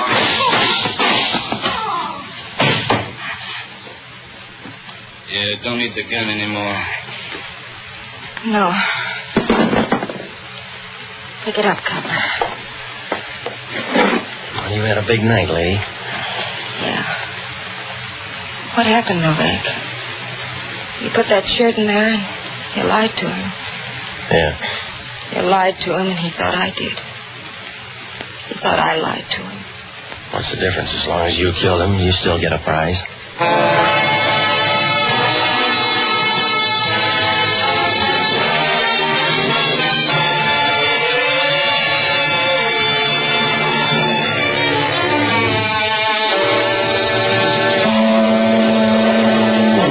The next morning was easy for Hellman. He shook the girl for the story on those shirts. The markings on the collar were bill of lading numbers on stuff going to the islands. Everybody was being watched, so they had to handle it that way. Earl Hayes used to leave the shirts in that laundry, and each time somebody along the line marked one of the shirts. Hayes took the shirts to Max, and he got the information to the right people in the islands. Out there, they had a line on what to hijack. Most of the stuff was gold, and it was a good game for everybody, until that laundry clerk made a goofy mistake. He got the bundles mixed, and he left one shirt out. When Hayes picked up the wrong bundle, the girl and Max thought a double cross was underway. After Max worked me over and killed Hayes, he went down to the laundry shop, and he couldn't find the shirt. He could only think of one thing. Hayes had the shirt on. So he got him out of that apartment. Once he had him out, he figured the easy thing to do was to make him disappear for good. So he put him in a casket with another guy on his way to the boneyard. In the meantime, the clerk found the shirt and called me. The girl overheard the conversation and figured the laundry clerk had the shirt with him. She got in a beef and killed him. She went down to that laundry after me and picked up the shirt. Well, from there on, the cards fell the wrong way. Well, Hellman asked only one question. That laundry clerk was an innocent guy. Wasn't it too bad he got knocked off? Oh, I don't know. When you think of how many buttons you lose in a year, it doesn't seem so bad. Novak For Hire was previously released by ABC, the American Broadcasting Company, for listeners in the United States and rebroadcast for our men and women overseas. This is the United States Armed Forces Radio Service, the voice of information and...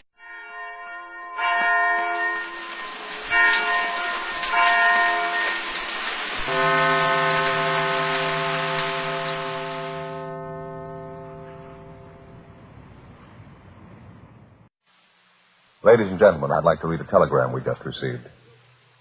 Final ballot tabulation shows Dragnet has won Michael Award for Best Radio and also for Best Television Mystery Program in 1952. 20,090 qualified members participated in nominations in final ballot. Congratulations and best wishes. Ed Bobley, President, Academy of Radio and Television Arts and Sciences.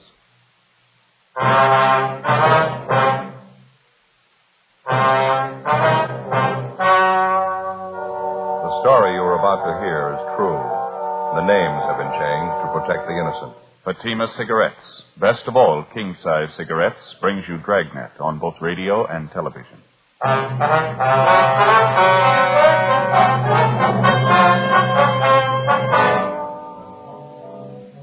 You're a detective sergeant. You're assigned a robbery detail. A United States mail truck is held up and robbed. 22 sacks of registered mail are taken. The holdup men escape. There's no lead to their identity. Your job? Get them. Compare Fatima with any other king-size cigarette. Yes, compare Fatima with any other king-size cigarette. 1. Fatima's length filters the smoke 85 millimeters for your protection. 2. Fatima's length cools the smoke for your protection. 3. Fatima's length gives you those extra puffs, 21% longer than standard cigarette size. Fatima gives you more for your money. And in king-size Fatima, you get an extra mild and soothing smoke, plus the added protection of Fatima quality. Buy Fatima in the bright, sunny yellow pack. Best of all, king-size cigarettes.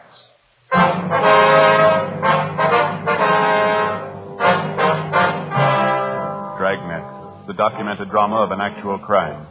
For the next 30 minutes, in cooperation with the Los Angeles Police Department, you will travel step by step on the side of the law through an actual case transcribed from official police files. From beginning to end, from crime to punishment, Dragnet is the story of your police force in action. It was Monday, August 4th. It was hot in Los Angeles. We were working the night watch out of robbery detail. My partner's Frank Smith. The boss is Captain Didion. My name's Friday. I was on the way back from communications, and it was 11:05 p.m. when I got to room 27A, the squad room. That's it. Wasn't anything else to do. One of them had a gun pressed right up against the back of my head. I didn't dare make a move. All right, Bud, take it easy. Joe? Nothing yet. The broadcast and the APB are out on him. How you feeling, Houston? Not bad. Still a little shaky. How about my partners, Frank and Adolph? Are they hurt bad? No, a couple of bad bumps on the head. They'll be all right by morning. Doctor's treating them now over at Georgia Street. Can we talk to them tonight? Doctor doesn't think it'd be a good idea. We can wait till morning. You look a little pale, Houston. You sure we can't get you something? No, I'll be all right. Still a little shaky, that's all. It's the worst scare I ever got in my life. Thought I was gone for sure. How about a glass of water? Yeah, okay, if you got it. You bet. You got a penny, Frank? Yeah. Okay.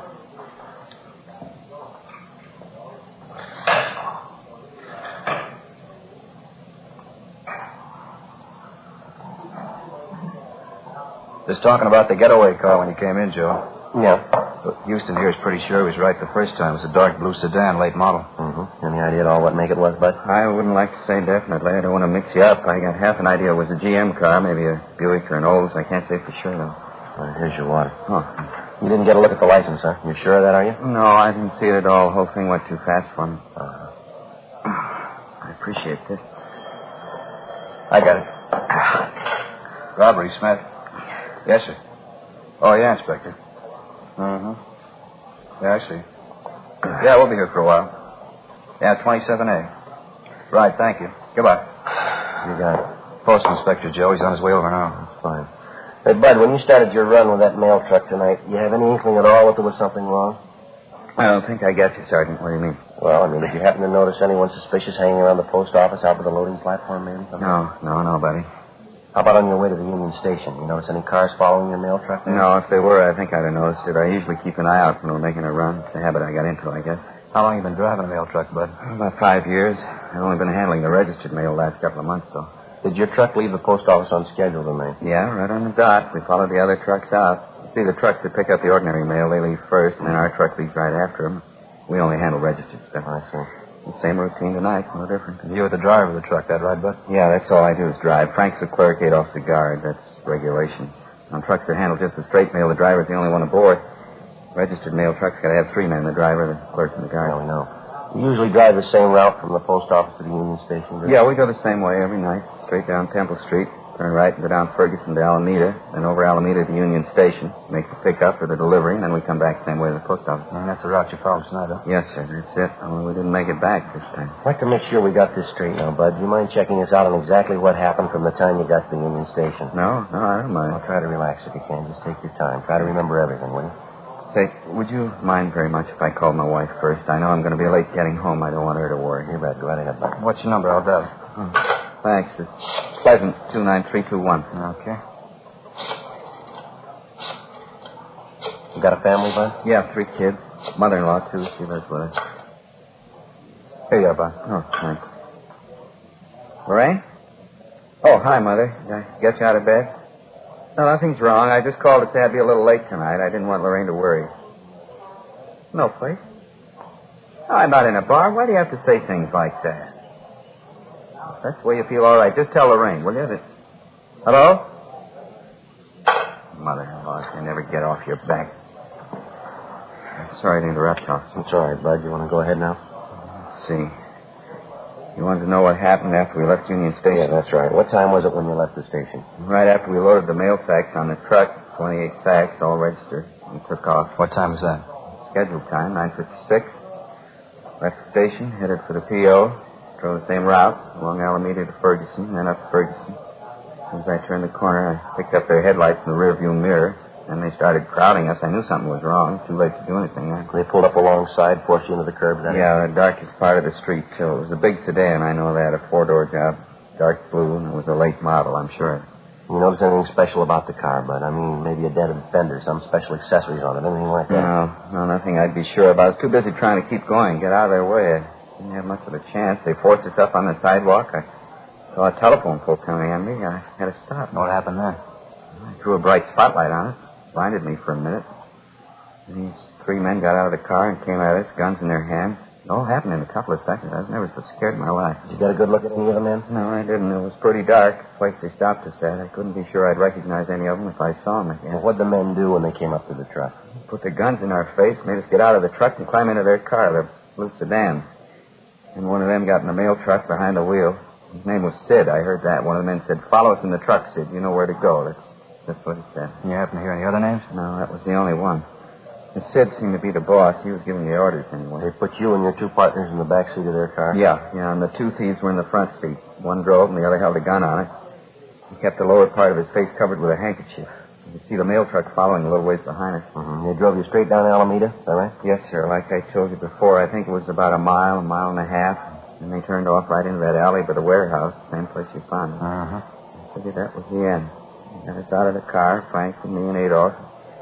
Made us line up against a brick wall there, hands up in the air, facing the wall, and then they opened up the back of the truck and transferred the mail sacks to their car. Well, any conversation while all this was going on? Not too much, no. You see, one of them, I think that was Sid. He covered us with a gun, a shotgun. The other two moved the mail sacks from the truck to the car, and every once in a while the Sid would tell them, come on faster, we're short on time. I think that's what he said. Well, why'd they slug your two partners, this Frank and Adolf? Any reason for I that? was coming to that. You see, when they got all the mail sacks from their car and they were ready to pull out, the other two guys came over to Sid, and one of them said, what are we waiting for? Let's kill him and get out of here. Yeah? Well, right away, our clerk, Frank, he began pleading with them not to kill us. I guess Frank was thinking of his wife and his little kid. Mm-hmm. How'd the thieves react? Well, they slugged him, cracked him with a gun, and hit him a couple of times. Frank went down. He started crying. Just a young kid, you know. Yeah, I know. Well, this other guy told Sid again. He said, come on, let's kill him. Let's get out of here. He's the one who had something wrong with his voice. It was real husky, you know, like he had a cold. Go ahead. Well, I got to say, this Sid wasn't much for killing us. He told the other guy he didn't think they ought to kill us because they'd set him up for a murder rap besides mail robbery. The other two guys told Sid, what's the difference? If we're going to rob the mails, we might as well go all the way. They argued about it a minute or so. Yeah. And my other partner, Adolf, he began to plead with him. He said, please don't kill us. I was sick to my stomach. I couldn't even talk. What'd you say? I said I was sick to my stomach. I couldn't even talk. Is that when they slugged Adolf? Yeah, this Sid slugged him. He hit him worse than he did Frank. He kept beating him and beating him. I still hear it. I just got sick. Well, make a long story short, the Sid finally said, we'll give him a gambler's chance. We'll toss for it. Huh? That's just what he said. He said, we'll toss for it. And he says, hey, you. And he motioned to me. He said, I'm going to toss a coin. You call it. If you lose, we kill the three of you. If you win, we don't. So help me. It's the truth. I didn't know what to do. I tried to talk them out of it. Yeah. They wouldn't listen. The Sid told me either I called it or they'd kill us then. Took a coin out of his pocket and flipped it in the air. I called heads. Guess I don't have to tell you. I won. I'll bring you for the book. How'd it go after that, Bud? Tied up the three of us and drove off in their car. About 15 minutes later that night, watchman found us and called you fellas. And you know the rest. And you're sure you wouldn't be able to identify any of the hold-up men if you saw them again? No. You're real sure? No, their general build, that's the only thing I'm sure of. This fellow Sid was tall on the thin side, about 45, 50 years old. The other two were fairly short, stocky. Like I told you, that one fellow's voice, deep and husky, I think I'd know him if I heard him talk again. Excuse me a minute. Robbery Friday. Yeah, well, how's it going? Uh-huh. Yeah, not much doubt. All right. Fine. Yeah, fine. The getaway car, they just found it. Where'd you? Up in Elysian Park, just off Riverside. What about the mail sacks? They find them, too? Yeah, every one of them. Empty.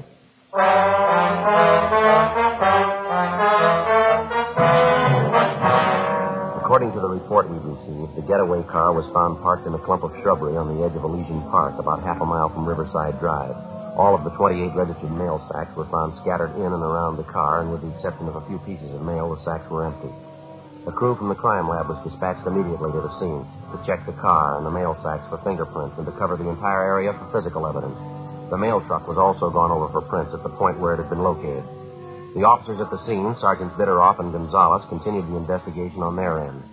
11:50 p.m. After the inspector from the post office department arrived, we continued our interview with Bud Houston, one of the three victims of the mail truck robbery.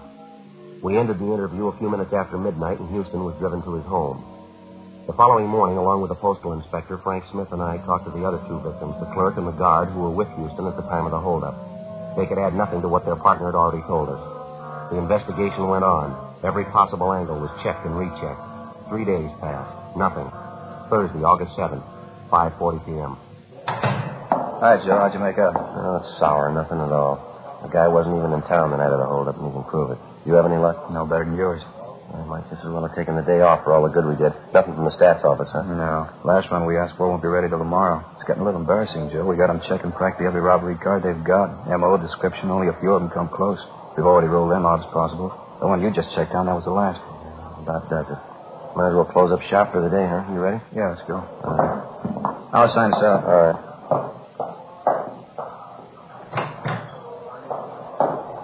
Okay, Joe. That mail truck driver, Houston, he and his partners were in checking through our mug books again this afternoon. Oh, yeah, I forgot about that. Did they come up with anything? Well, they spotted one mug shot, Paroli from Quentin, only a partial ident. 3 of them couldn't even agree on that. I checked on the man. He's back in Quentin for a month. I can't say the 3 of them aren't cooperative. They've sure been working for us, haven't they? Hey, Joe, you in a hurry? How about watching up? Yeah, all right. Been a long time since we've had one start as slow as this one. We're running the worst, Frank.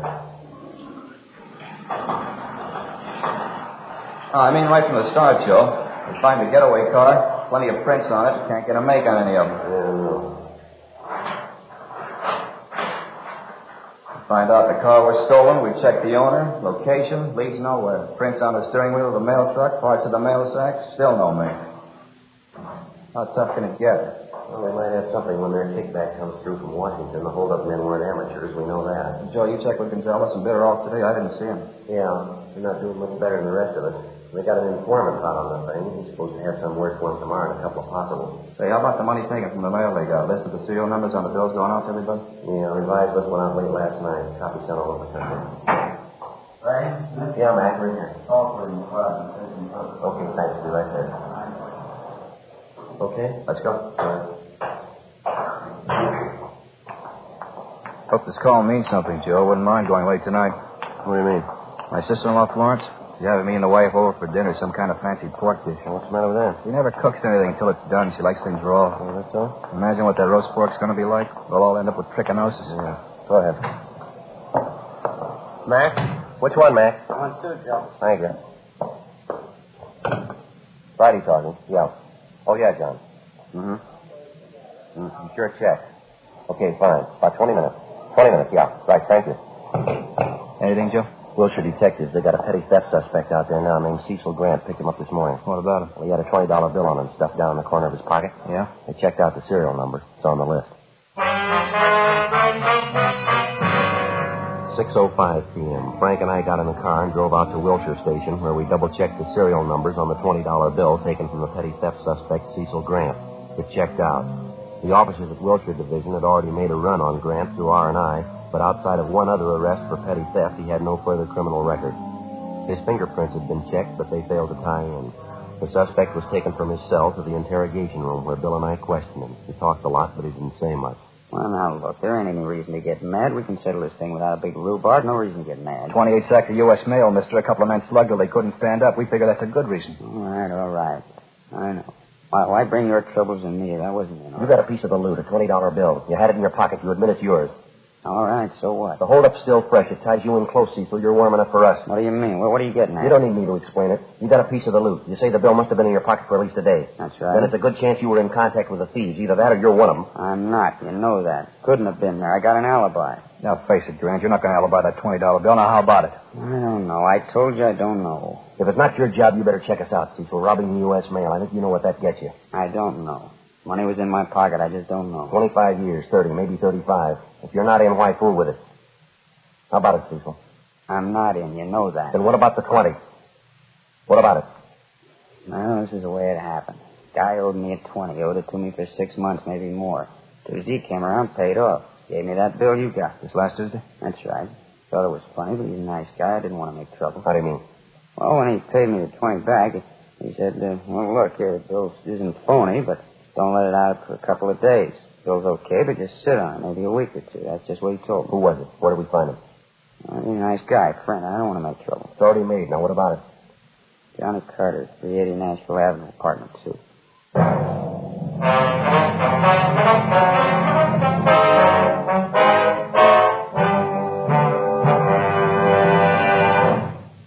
You are listening to Dragnet, authentic stories of your police force in action. Because of its quality, Fatima is the one king-size cigarette that stands up. Here's the practical way to prove that yourself. Compare Fatima with any other king-size cigarette. 1. Fatima's length filters the smoke 85 millimeters for your protection. 2. Fatima's length cools the smoke for your protection. 3. Fatima's length gives you those extra puffs.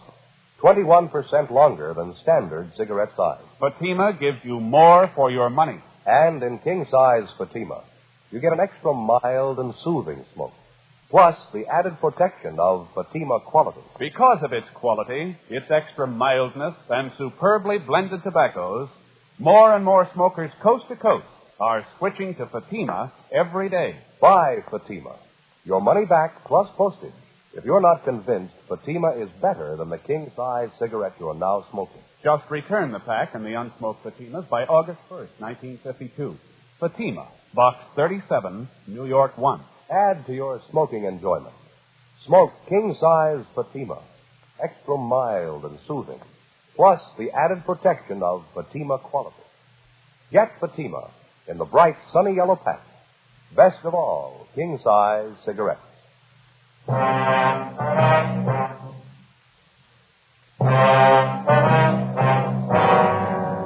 August 7th, Thursday, 6:55 p.m. We called R&I, but they had no make on the name John Carter. My partner, Frank Smith, and I left Wilshire Division and headed out to check on the address given us by the theft suspect, Cecil Grant. The 300 block on Nashville Avenue was in West Hollywood, just below Melrose. Number 380 was an aging two-story apartment house. The architecture was old Spanish, a relic of the mid-20s. The name John Carter appeared on one of the mailboxes, but when we rang, there was no answer. We contacted the apartment manager, and he told us John Carter worked at night at a downtown garage. Along with the manager, we went up to the second floor and checked through the suspect's apartment. We found nothing to indicate that he'd taken part in the mail holdup. After a routine interview with the manager, we got the name and address of the garage where Carter was employed, and we left. 8:23 p.m. We pulled up and parked half a block away from Carter's place of employment, an all-night service garage on South Figueroa. Frank waited in the car, and I headed up the block alone toward the garage. In the event Carter was one of the mail truck holdup men, there was a possibility his two Confederates might be employed at the same place he was. If this was the case, we didn't want to tip him off.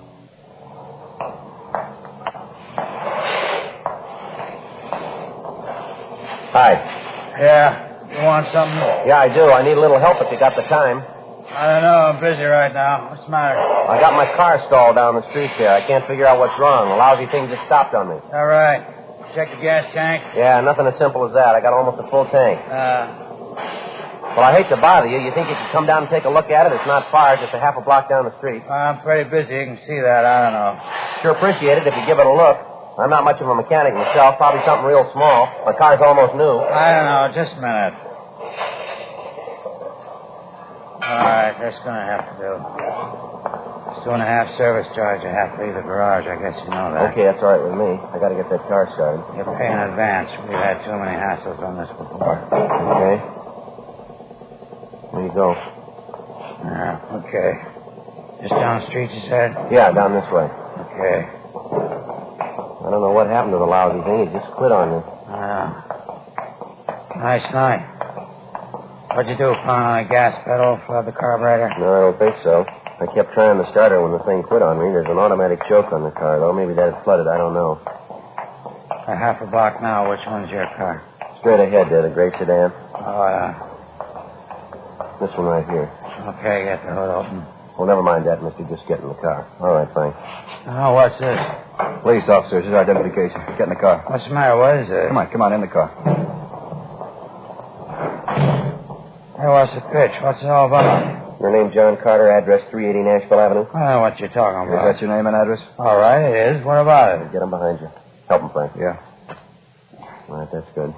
What are you trying to pull? What's this about? U.S. mail robbery, Carter. I want to talk to you downtown. I don't know anything about any mail robbery. What are you talking about? Nothing to worry over. If you're cleared, you'll be back on the job in an hour. Well, why pick me? I work at garage. It's my bread and butter. Why don't you go ahead and arrest the newsboy down corner? Same thing. No, there's a big difference. Yeah, you name it. A $20 bill. 9:05 p.m. After checking with the garage manager to make sure none of his employees were possible accomplices of Carter's, we drove the suspect back to the city hall, took him to the interrogation room, and started to question him. In the space of an hour and a half, he gave us 3 alibis, supposedly accounting for his whereabouts the night of the mail truck robbery. In the same period of time, we checked out each of the 3 alibis by phone calls. Every one of them was alive. The questioning went on. 11:30, midnight, 12:30 a.m. We sent out for coffee. 1 a.m., 1:30. We stayed on it. 2 o'clock, 2:30, 3 a.m. It was like any other interrogation. It's a lot tougher to keep asking the questions than to answer them. We were as tired as the suspect, but he had one big advantage. We had to keep pressing, and we couldn't afford to show our fatigue. All he had to do was to say no and refuse to answer the questions. At a few minutes before 5 a.m., we called a halt to the interrogation, but not before we gained a point. Apparently, by a slip of the tongue, Carter gave us the name of the girl he was keeping company with and also her place of employment. After we booked Carter on suspicion of 211 PC, and after we picked up 2 hours' sleep, we located the girlfriend, a Grace Nelson, at her place of employment, a telegraph office at Alpine and South Flower. All I know is I met John about 3 months ago. His family's from Cedar Rapids, same as mine. There's nothing wrong with John I know of. You know any of his friends, Miss Nelson, any of the people he has dealings with? Not personally, I don't. Heard him talk about some, though. Why, what's the matter? Do you remember any of the names, Miss Nelson? Let's see. He's always talking about Sid. I don't know his last name, though. Don't know where you'd find him. And then there's Sammy. I don't remember his last name either. I met Sammy once, but I don't know where he stays. You notice anything unusual about Mr. Carter the last week or so, ma'am? I mean, anything peculiar, anything out of the ordinary? Anything peculiar? No, I don't think so. John's been just as nice as ever to me. I like him very much. Matter of fact, it's been nicer than he's ever been. How do you mean, miss? Well, for my birthday, last Wednesday. Yeah. And he was so sweet about it. Really sweet. He gave me $400. Gave it to me in cash. Told me to go out and buy what I wanted. Wouldn't you say that's sweet? Have you any of that money left, Miss Nelson? Why, yes, of course I have. See, right here in my purse. See, right there. More than half of it. Carter tell you where he got this money, Miss Nelson? Gambling game. He said he wanted a card. What's wrong? Serial numbers, ma'am. This money was taken in a holdup, U.S. mail. We've got a pretty good reason to suspect Carter. You mean John's a thief? That's how he got the money? I can't believe it. Afraid it's true, ma'am. So hard to believe. I hope you don't think I had anything to do with it. Robbing people, nails. Are you sure it's John Carter you want? Yes, ma'am, we're pretty sure. We understand you were pretty close to him. He said the two of you were going to get married. I don't know. We did have it set at one time, but now I don't know. I had people in this town, my whole family. I couldn't let this get out now. You're willing to admit the $400 you got came from John Carter, the same bills that he gave them to you? I don't know. I love John. I want to hurt him. I really love him. Tell me the truth. What's going to happen? Well, he's going to be charged with robbery, ma'am, holding up a U.S. mail truck, taking 28 sacks of registered mail. John Carter? That's right, him and 2 others. I'd like to ask you one more question, miss. Do you have any idea what Carter was up to? The robbery, I mean? Me? Of course not. No idea at all. I love John. I loved him for what I thought he was. I'd go through anything for him. I love him. Just wouldn't make any sense, though, would it? Ma'am? Going to jail for him. Just common sense. You can't love anybody that much. That afternoon, we had the suspect, John Carter, brought from his cell to the interrogation room where he was confronted with the testimony of both Cecil Grant and Grace Nelson, 2 of the people he'd given some of the stolen money to. Another hour of interrogation, and Carter broke. He admitted taking part in the holdup and gave us the name of his partner. He named as the leader and mastermind of the robbery a Sidney Grover at an address in Highland Park. Frank and I checked it out. Yeah? Police officers, you Sidney Grover? Yeah. I'm not feeling so well. Can't you come back later? Not feeling well at all. It's kind of important, Grover. Like to talk to you downtown? Come back later, huh? A little later on. I got so many troubles right now. Please. I'd like to talk to you about a holdup, Grover. Mail truck. We got the 2 men who worked it for you. They gave us the whole story. 2 men? What do you mean? Can't you see I got trouble? Please don't bother me. Come back later, huh? Bad trouble. You better get your coat, Grover. Got to talk to you downtown. Look, don't you understand? My son's left me. My only boy. Packed his bag. He walked out. He left me. Afraid that's your problem, mister. He said he didn't want any part of me. He had an argument. He didn't like what I was doing. A big argument. He slapped my face, my own boy, and he walked out. Slapped my face. All right, you want to get your coat? Yeah, okay. Mail job, is that it? Got the other 2? Yeah, we got them. All right, no argument. I didn't try to run away. I guess you can see that. My boy said it was a crook. We argued. He slapped me, walked out. How come, Sergeant? I wouldn't know. Let's go, Grover. It's our story, huh? Old man trying a mail robbery. I'm 55. I don't look it, do I? Kid slapped my face. He said I was a crook. I couldn't get him back, my only boy. Wish he hadn't called me a crook. But it's our story, isn't it? Yeah, it's sour. Let's go. The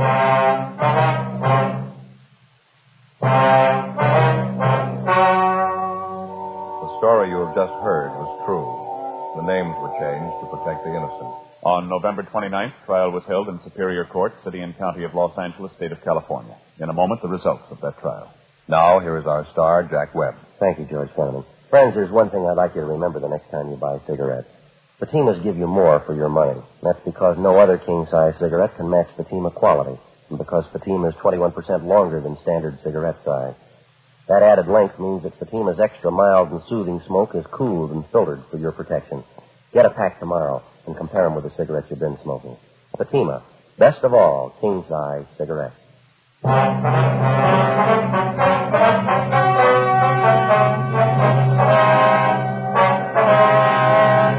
Sidney Allen Grover, along with his two accomplices, John Harold Carter and Samuel Maxwell Johnson, were tried and convicted of robbery in the first degree, 1 count, and assault with a deadly weapon, 1 count. All 3 are serving their terms in the state penitentiary. First-degree robbery is punishable by imprisonment from 5 years to life. Assault with a deadly weapon is punishable by imprisonment for not less than 1, nor more than 10 years.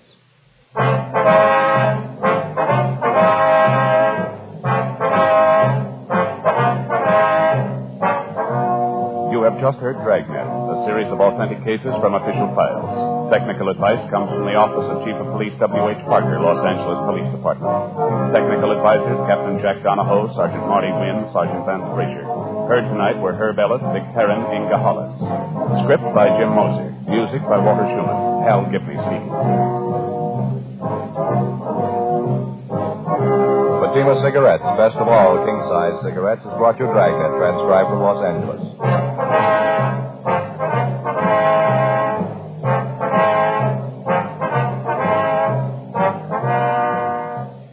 Now, it's Counter Spy on NBC.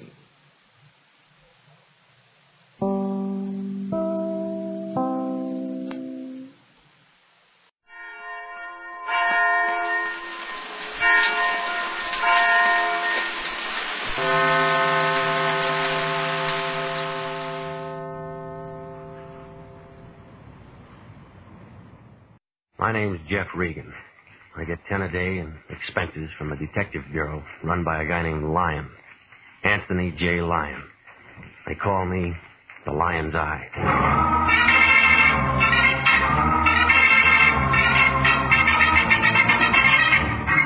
With Jack Webb as Jeff Regan, Investigator, stand by for hard-boiled action and mystery and thrilling adventure in tonight's story of The Man Who Came Back.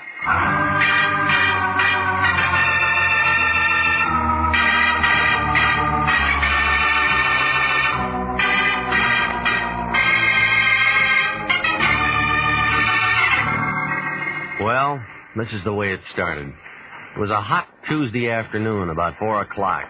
Melody was sitting at her typewriter watching a tired-looking fly crawl across the ceiling.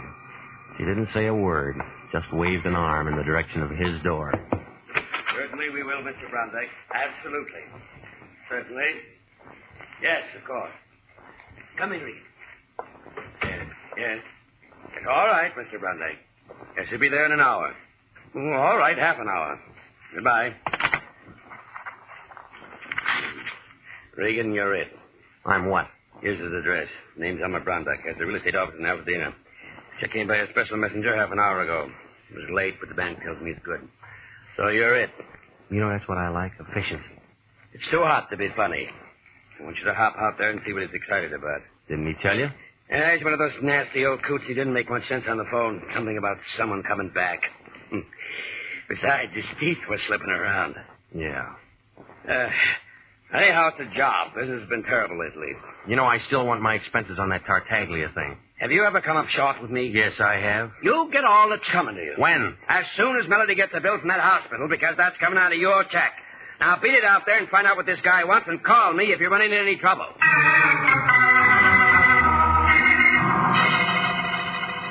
Brondike Manor was a brown-white cottage on the edge of 10 acres of dusty land in back of Foothill Drive. There was a big sign right in front of it telling you how easy it is to own your own land and have your own home on Brondike Estates.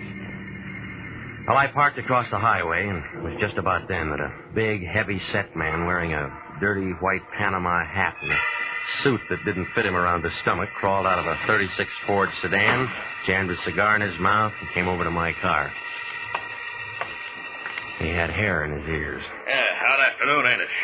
Yes, sir, sure is hot. Sure is a hot afternoon. Yeah, it is if you spend it sitting in a car pulling on a bottle. Smell it, huh? A mile away. Just trying to beat the heat. Okay, you've been parked in the car beating the heat. Yeah, you win. Ain't much good trying to look like a guy who wants to buy a house. Yeah. Who do you look like? Yeah, it's a little greasy, but it's me. Marty Anderson. Confidential investigation. Guess I ought to have new ones printed up, huh? All right, you're a sleuth. How's business, Marty? Bunk. Too bad. You going in to see old man Brondike? Your nose is getting sunburned, Marty.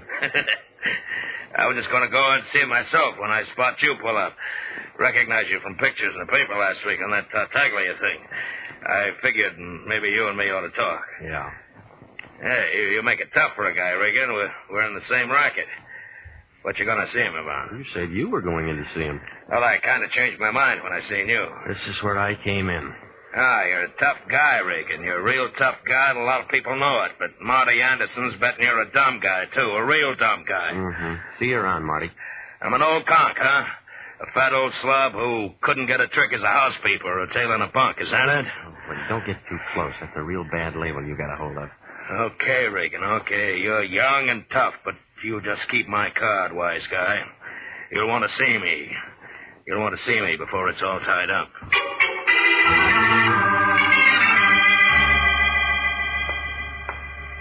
Mr. Brondike, please. Elmer Brondike. He's expecting me. Your name, please? Regan. Mr. Regan. R-E-G-A? No. You don't have to write it down, lady. And your business? Private.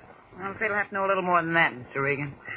Is it always this hot in here? Yes, and I'm sick and tired. Look, just flip your switch and tell him I'm here, will you? He sent for me. Wait a minute, please. Well, what is it, Connie? There's a Mr. Regan here, Dad. He says he's expected. I don't find him listed on your appointment book. Don't be an idiot. Send him in. Let me go in now, Mr. Regan. Yeah, thanks. Is he always like that? Most of the time.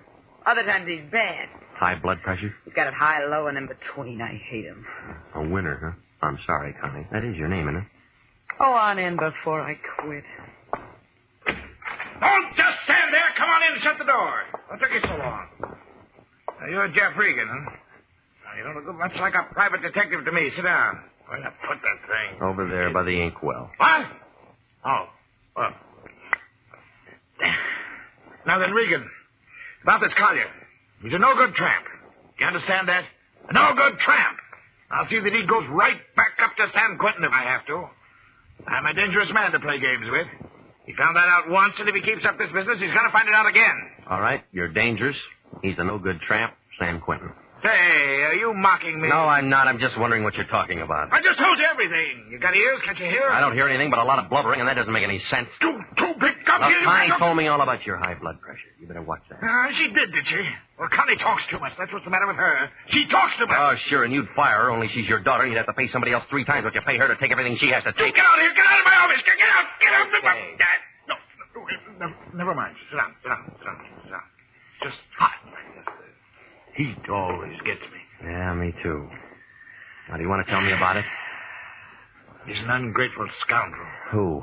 Toby Collier. Who else? Well, I took that boy in as my junior partner in Brondike Estates when he was nothing more than a car washer in a filling station. And how does he repay me? Hey, you're letting the heat bother you again. No, it isn't the heat, Regan. I'll tell you that. It's those phone calls. Phone calls telling me to beware and watch out. And a lot of other nonsense. Mm-hmm. Now we're getting close. They let him out of San Quentin last week.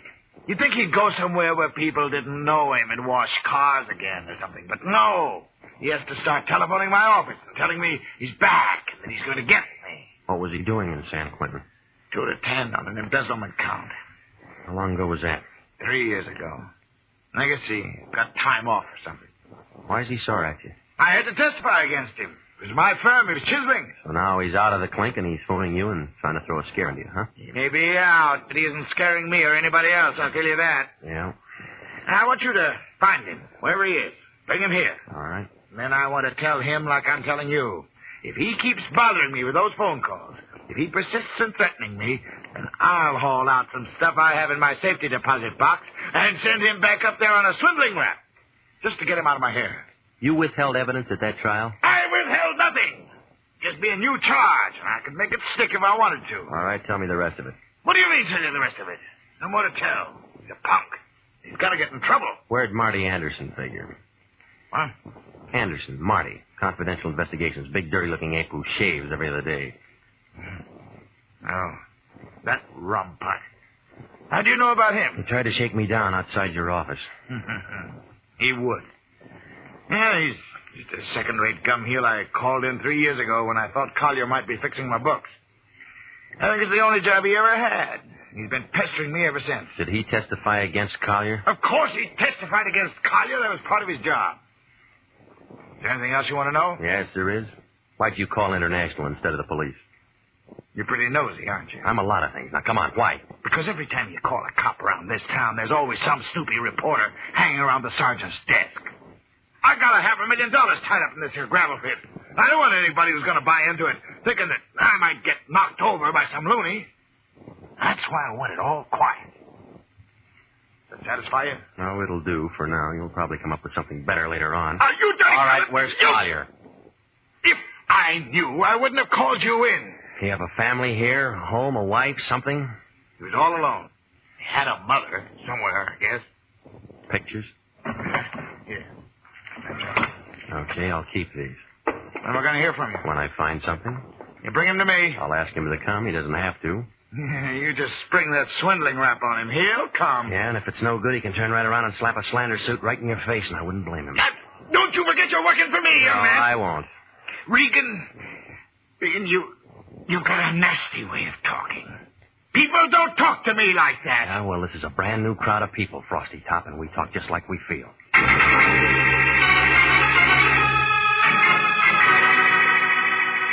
Down at the city hall, they didn't have anything on Toby Collier, except that he'd been released from San Quentin August 10th. From there, I went to the parole board office, but it was closed by that time.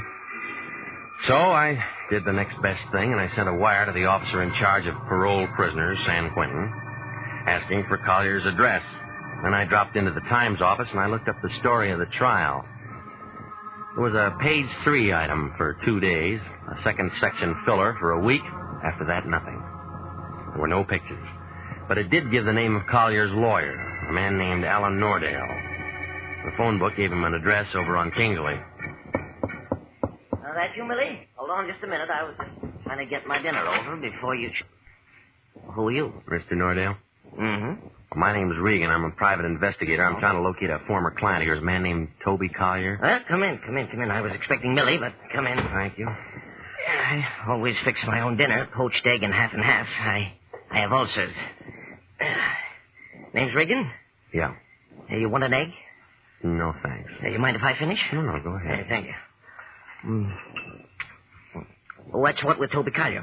Well, I'm just trying to locate him, that's all. I found out that you were his lawyer. He was released from San Quentin 10 days ago. Yeah. You sure you won't have an egg? You get used to him after a while. Who you work for, Regan? International Detective Bureau. The line still there? Yeah. Well, so you're the line's eye, huh? Yeah. Yeah, Lines is a bandit. But whose case? Elmer Brondike. Mm-hmm. What you want Toby for? Ball him out for making threatening phone calls. That all? As far as I know. Yeah, Toby was a nice kid, but a calendar job. Born with one war going, one depression on deck, and a new war starting. Makes a difference. Yeah, the calendar got him. And he wound up in San Quentin. Well, everything was against him at the trial, too. He was pretty mad at old man Brondike and that private Dick, and me and everyone else before it was all over. I tried to talk to him. From what Brondike tells me, he's still mad. Yeah, I did all I could, but he didn't have a chance. He tried to lift a lousy couple $1,000, and they caught him. Well, he's out now. Did you handle his parole? No. You know who did? No. You don't know where he is in town? No. Well, Brondike said he had a mother. No. Okay. I'll leave you to Millie. Yeah. If we play records, Millie used to be a violinist. Sorry I'm no help. Regan, if you find Toby, I'd like to see him. Why? Oh, I don't know. Maybe I just want to see what 3 years in the pen does to a man like that. Yeah, I'll bet you do.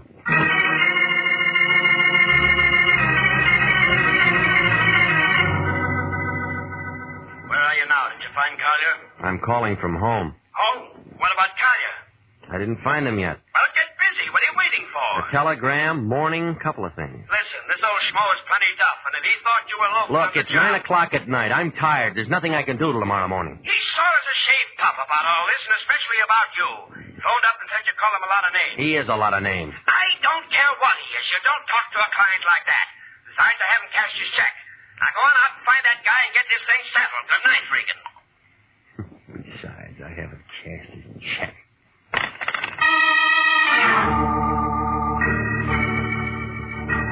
I just set down the phone and started at the door when it happened. Connie Brondike was standing there, and she didn't waste any time. She didn't say a word, just pulled the trigger. The first three brought down plaster on the ceiling. The fourth one ruined the shoulder on my suit. The fifth gave me a haircut. I made a grab for and I missed. I took the empty gun in my face. Next thing I knew, she pulled off one of those high spiked heels and raised it above my head. I tried to stop her, but my arms wouldn't work. And that's all I remember.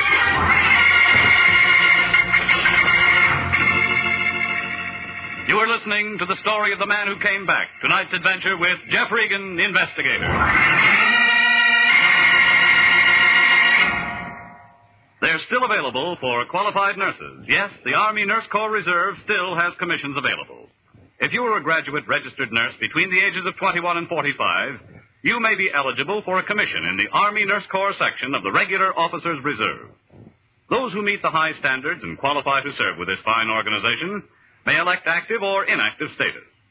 Nurses requesting inactive status will continue with civilian nursing, but stand ready to serve in time of emergency.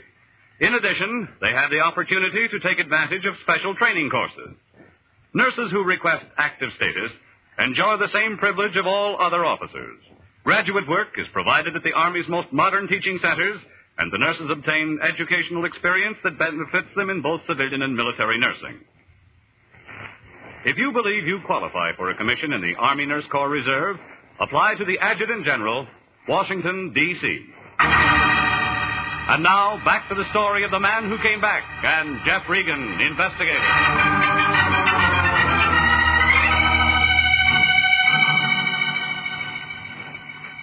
Oh, yeah, Connie had done a real good job. 6 to 5, I'd never get there before it stopped ringing. Oh. All right. Hello? Regan, is that you? Yeah, What's the matter? Did I get you up? something like that. This is Marty Anderson. Did you wash your face yet? Still feeling tough, huh? I thought maybe we could talk now. Yeah, what made you think that? You're looking for Collier, ain't you? I know where he is. Yeah? Want to talk? Where? My place, on my card. Half an hour. I'll wait for you, tough guy. Bring some money. This is going to cost you. Everything's going to cost me. Bring some money.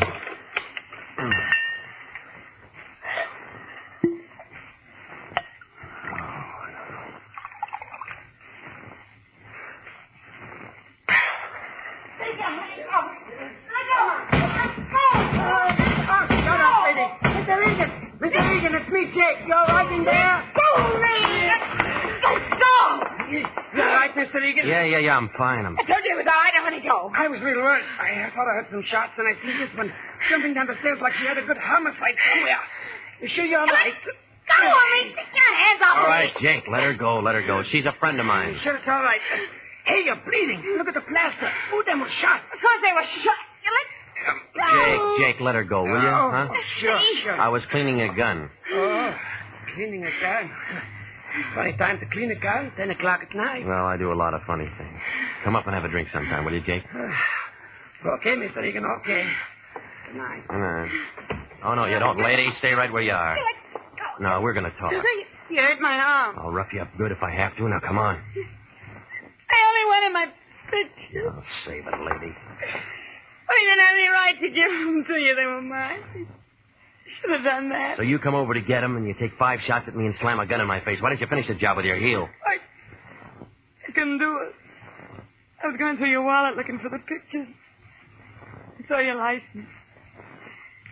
You're a private detective. You're looking for Toby, aren't you? That's why you had the pictures. You're looking for Toby. Collier, your boyfriend? Yeah, we were going to get married. Only he went to the pen, huh? Those pictures. That's all I had left of him. He didn't write? No. You know he's out now. Yeah? So he gotten in touch with you? Why should he? He thinks I was in on it. In on what? The whole dirty, rotten thing. Toby was framed. Dad hired that Marty Anderson to help him do it. How do you know he was framed? I've been working for my dad for 5 years. I see things. Yeah, I'll bet you do. That's the truth. Oh, yeah, everybody's full of the truth. All the liars are dead. Look at me. Well, go ahead and look at me, Mr. Regan. I'm not what you'd call beautiful. I ain't even pretty. I'm tall and gawky. No man would ever look at me twice. Toby looked at me. He loves me, but... What you gonna do to him when you find him? Well, he's been threatening your father on the phone. I'm just gonna take him there. Yeah, would you bring him to me first? Would you let me talk to him? Why? Because maybe I can hold him in my arms and make him forget all his hate, everything he's gone through. Maybe he'll still love me. We can go away together and get married. You know where he is. Can you find him tonight? Maybe. You gonna help him, mate? I gotta see a man. Guess I went kind of crazy tonight, huh? I don't know. I've been thinking about him so much lately. Yeah. Well, next time, give me a little thought, will you? Good night, lady.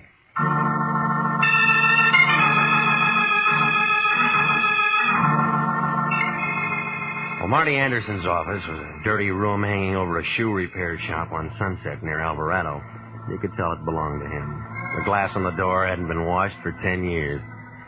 He didn't answer when I knocked, so I tried my keys on the door. The third one worked. Inside, it smelled like a pile of wet gunny sacks. The only light was kind of a sick green from a neon sign going on and off outside the window. There was an old army cot in one corner, and right in front of the window, a big black roll-top desk and a cracked leather chair. He was sitting there looking at the neon light he couldn't see anymore. One dirty hand was on top of a scratch pad near the phone, and the other was inside his coat. When I pulled it out, it was covered with blood and the rest of a pint of cheap whiskey.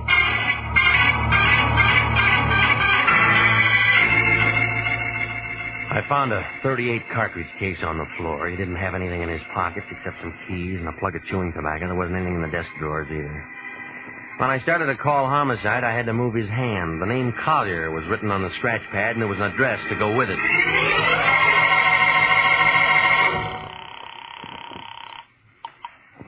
Police Department, 24. Extension 2521, please. Homicide, Chandler. Lieutenant Wendetti. Off tonight. Who's calling? All right, take this down, Sergeant. Shoe shop, Sunset near Alvarado. Yeah? One flight up. Yeah? Office. Belongs to a private detective named Marty Anderson. Yeah? Got all that? Yeah. He's dead. What? Hey, who is it?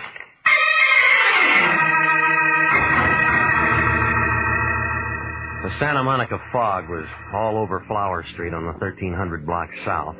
The streetlight didn't do much good. Just kind of hung around and watched everything get wet. I used a half a pack of matches finding my address. Out kind of late tonight, aren't you, Pilgrim? What'll it be? Toby Collier here? He was here. All right, I'll wait. He ain't gonna be here no more. You a friend of his? Never met the guy. Yeah. It's midnight, beat it. All right, wait a minute. Oh, like that, huh? Any way you want it. I'm gonna do you a favor. I'm gonna tell you something. All right, Santa Claus. Before I turned night watcher, they call me the Candy Kid. 6'4", pound of 2 under 300. It'd be assault with a deadly weapon if I slapped you in the mush, but you're tempting me. Now, beat it. All right, wait a minute. Being a night watcher ain't slowing me down now. All right, now maybe this will. I just came from Marty Anderson's. So what? He's dead. So what? And in about a half an hour, the cops are going to be here looking for Toby Collier. Yeah? Well, they can just dig him up and talk all they want. Dig him up?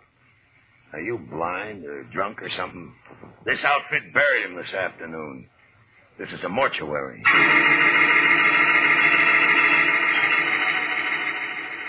Well, when I got home, she wasn't there, but a telegram was there. It was a long answer from San Quentin telling me how Collier had been brought to Los Angeles on a stretcher and the hospital that he was in, and a lot of other things. It took me 20 minutes to get out to Aladino, but I was too late. Well, her aim was a lot better this time. By the time I got through the door, the old man had dropped his gun and was kind of hanging onto a piece of drapery by the window. Got it.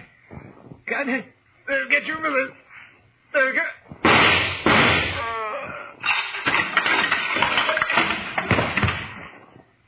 Well, you've turned into a real Annie Oakley, haven't you? Good to see him like that. Real good. You want to give me that gun? It's empty. Sure, why not? He had it coming for a long time. You read my telegram? Yeah, I read it. And I phoned the hospital, and they told me Toby was dead. Bad heart. Wasn't that bad heart that killed Toby? It was him. He killed him. You don't have to make those faces. They don't make him any deader. You think I'm nuts, don't you? No, I'm not a lawyer, lady. You can plead any way you want. Well, I'll never tell it to a court. Don't bet on that. You want such a bad guy? I'll tell it to you. All of it? How many tramps you met in your life, Regan? Real tramps. Some. Some just thought they were tramps. Well, you met the genuine product today. Take him. For 10 years, he's been packing away money. When the income tax people got close, he goes out and he finds Toby in a filling station. And makes him a junior partner. Yeah, works an embezzlement frame up that makes Toby the fall guy. That way he doesn't have to straighten out any books. Tramp number 1. Genuine, huh? And then there's number 2, a private dick named Marty Anderson. Pig. Oh, he's dead. Somebody shot him tonight. Yeah, he did it. The only decent thing he ever did in his life. Marty was in on it. He testified against Toby in court. But Marty wanted money. Yeah, all the time for the old man killed him. And it was supposed to look like Toby. Only Toby was dead. Yeah. Toby was dead, and he couldn't kill anybody. When you find out about Toby, you come back and you do some shooting yourself, don't you? He killed Toby. At the morgue, they told me it was his heart. His heart, his soul, everything that made him. He was on a hospital ward all the time he was in bed. He'd only written and told me. All right. Come on. He's got to take me down. Yeah. Don't make no difference now. This Toby, you must have loved the guy. I'd have died for him. Yeah, lady. I guess you will.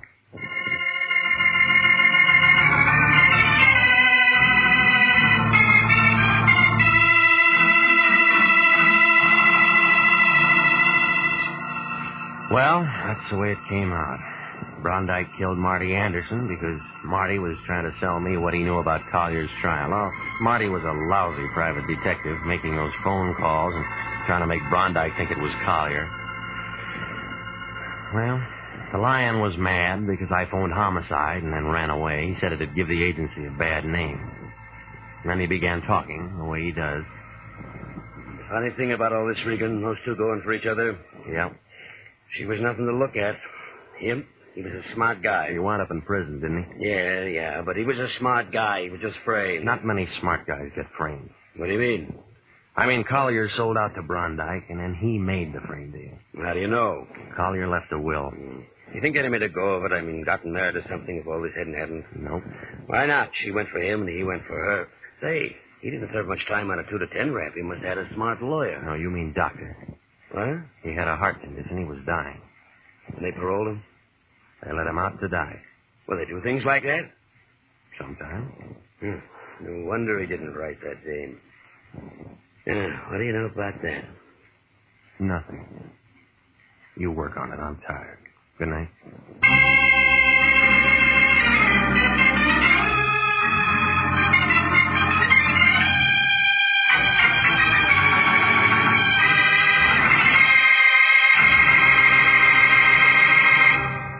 Are you a registered graduate nurse?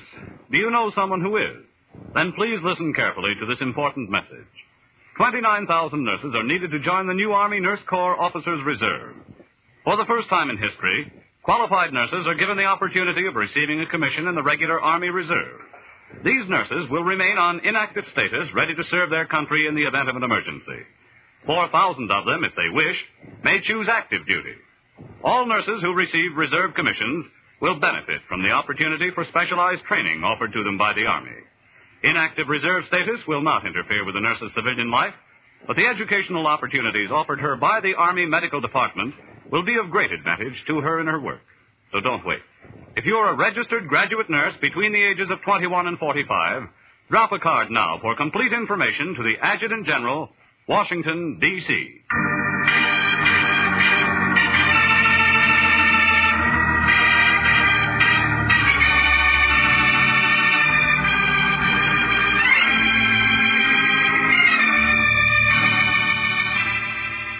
Jack Webb is starred as Jeff Regan, with Wilms Herbert as Anthony J. Lyon. The role of Connie Brondike was played by Betty Lou Gerson.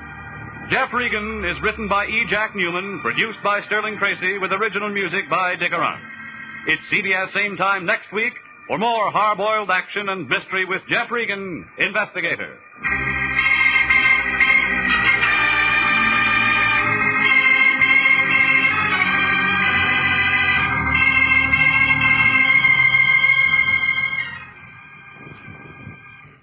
If you like mystery, you'll be able to find out what makes a mystery when you find that clue with mystery man Ken Crossan and other famous mystery experts on most of these CBS stations Monday night at 8:30. Remember, find that clue, CBS Monday night. This is CBS, the Columbia Broadcasting System.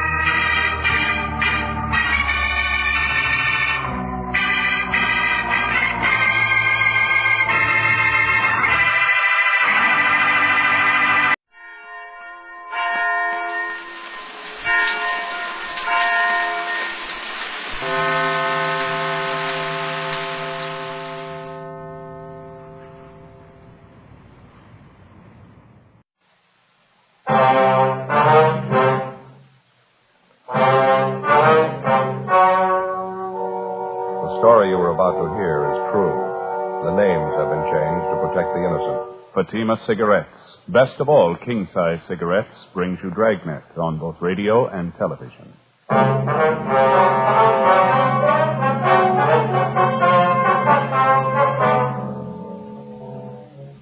You're a detective sergeant. You're assigned to Wilshire Division, Vice Detail. An informant sends you word about an extortion racket going on in your area. The victim, a bookmaker. The suspect, a police officer. Your job, check it out.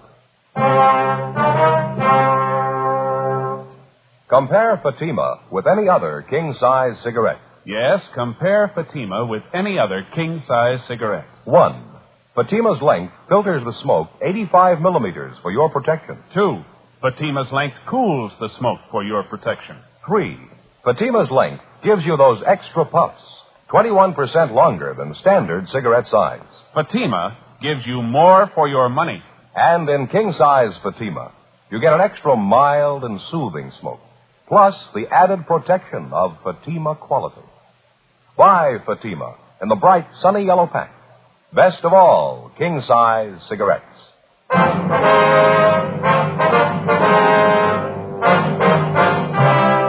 Dragnet, the documented drama of an actual crime.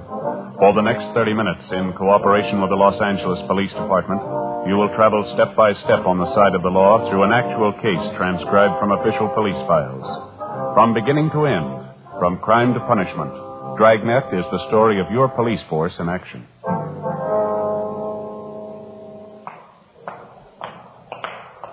It was Tuesday, October 18th. It was hot in Los Angeles.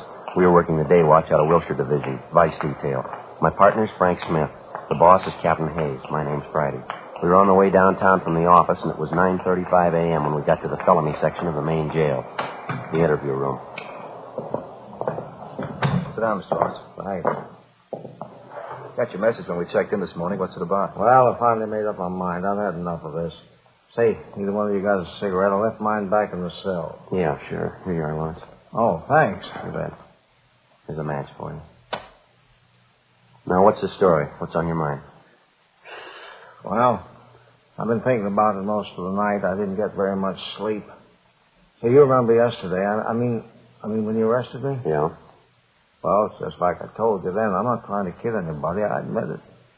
I've been taking a few bets. It wasn't any big operation, though. You know that. It's just laying off a few bets for my friends, people in the neighborhood. We know all that, Lawrence. We went through that yesterday, didn't we? Yeah, I know. I just wanted to make sure we got it straight. We aren't any big operators. We just ran the bookmaking as a, sideline. Mm-hmm. Business hasn't been too good lately. Had to make it up somehow. I'm sorry, Lawrence. We can't feel bad about it. You were attacked for making book before. You should have learned your lesson. Oh, I know. I'm not singing the blues. I'm not trying to alibi. I didn't call you down here for that. Well, then, what's this all about? Well, like I told you, I've been thinking about it a lot. I didn't sleep hardly at all last night. I finally made up my mind, though. I'm going to get it off my chest if it kills me. All right, what's that? I'm no stoolie. I don't want to get anybody in trouble, but there's one thing I believe in, and that's playing it square, no matter what you do. Just like now, Sergeant, I ain't beating about the arrest. You know that. What are you getting at? What do you want to tell us? Well, all right. Here it is. You know what the record is. I stood a pinch for bookmaking a year and a half ago. I got the thing all squared away, and it came back to my business. I learned my lesson. I didn't want any more trouble, so I laid off the books. All right, fill us in. What about this policeman? I'm getting to it. Just a minute. Hey, I'm sorry. You got another cigarette, please. I'm a little jumpy this morning. Yeah, well, I'll show you. Thanks. Oh, thanks a lot. Well, like I was saying, when I cleared up the last beef, I forgot all about the horses. I was off them for good. The wife made me promise. I wouldn't have anything more to do with them. We'd just run the business, live on what they made, and we'd get along fine. All right, go ahead. Everything was going fine, too. Business wasn't too good, but we made out. Then the trouble started. Yeah. My oldest boy, that's Harry Jr. Mm-hmm. He had an accident on the job, and he broke his hip. I had to help his family out while he was in the hospital. Like I say, the business wasn't making too much money, but we made out, though. No. Then, Go ahead. Yeah, well, then just as soon as Harry got well, the wife came down. Gallbladder. She had to have an operation. Really cost money, Yeah. Well, wife was resting at home. She didn't come down to the store. I started with the books again, just taking a few bets on the side, just a few. Mm-hmm. I didn't really want to do it. Just one of those things, I didn't have anybody to go to. The bills had to be paid. Where does this policeman fit in with this Ray Williams? Well, I'm just coming to it. No. Well, he came in the store. He said he wanted to make a bet. I didn't know him from Adam, so I played careful, I told him I wasn't making books, and then he said he was a good friend of Myra's. Myra, that's a gal who runs a beauty parlor on Crenshaw. She used to make books, but she isn't now. Yeah, we know the spot. Well, when he said that he knew Myra, I figured it was all right, so I took the bet. That's when it started. As soon as he makes the bet, he comes out and says he's a cop working for Vice. I thought he was just kidding, and he flashes this identification. What kind of identification? Bag? What kind of a bag? Well, I don't know. Just a bag. Looked all right. All right, have a look. This one here, was it like this one? I don't know. I didn't get too good a look at it. It might have been something like that. I don't know. You ask for any other identification? You volunteer to show you any? No, I didn't ask for any. I was scared.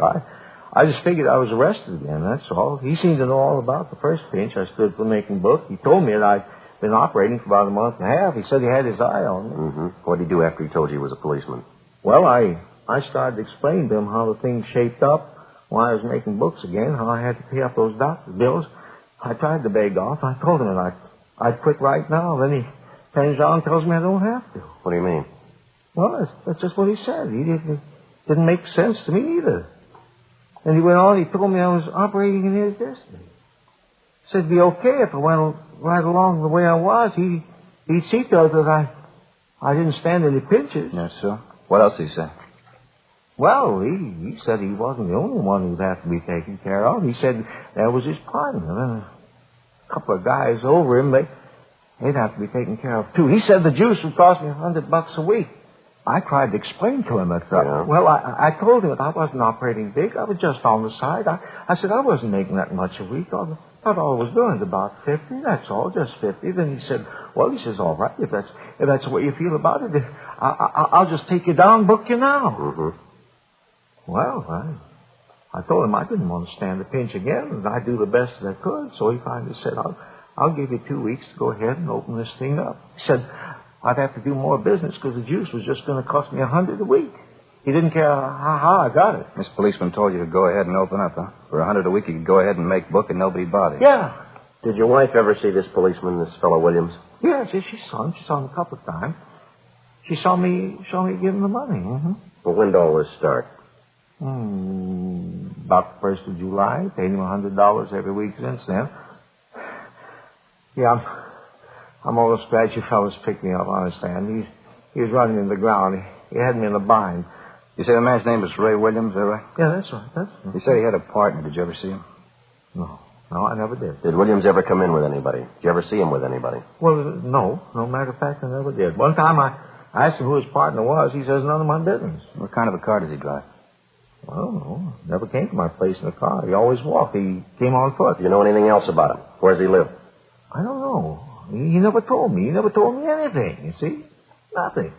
Once I asked him what station he was working out of, who his boss was. He got a little hard with me. He told me not to get nosy, not to ask so many questions. Is there anything else you can tell us about Williams? Maybe where he hangs out, people he knows? Anything you figure will help us? Well, he works out Wilshire. You ought to know him. Ray Williams. Yeah, Ray Williams. The policeman. Not in my book. Frank and I continued questioning the prisoner, Harold Lawrence, and he gave us a complete description of the extortions. The man he knew as Officer Ray Williams. Frank got on the phone, notified the commander of Internal Affairs Division of the latest development, and he advised us to bring the prisoner to his office immediately. We signed Lawrence out of the main jail for investigation and took him to the City Hall, room 37. With the help of Sergeants Lloyd Reiner and Floyd Phillips, we started checking through the personnel files for the suspect. Neither Frank nor myself recognized the name or the description of Williams as given us by Lawrence.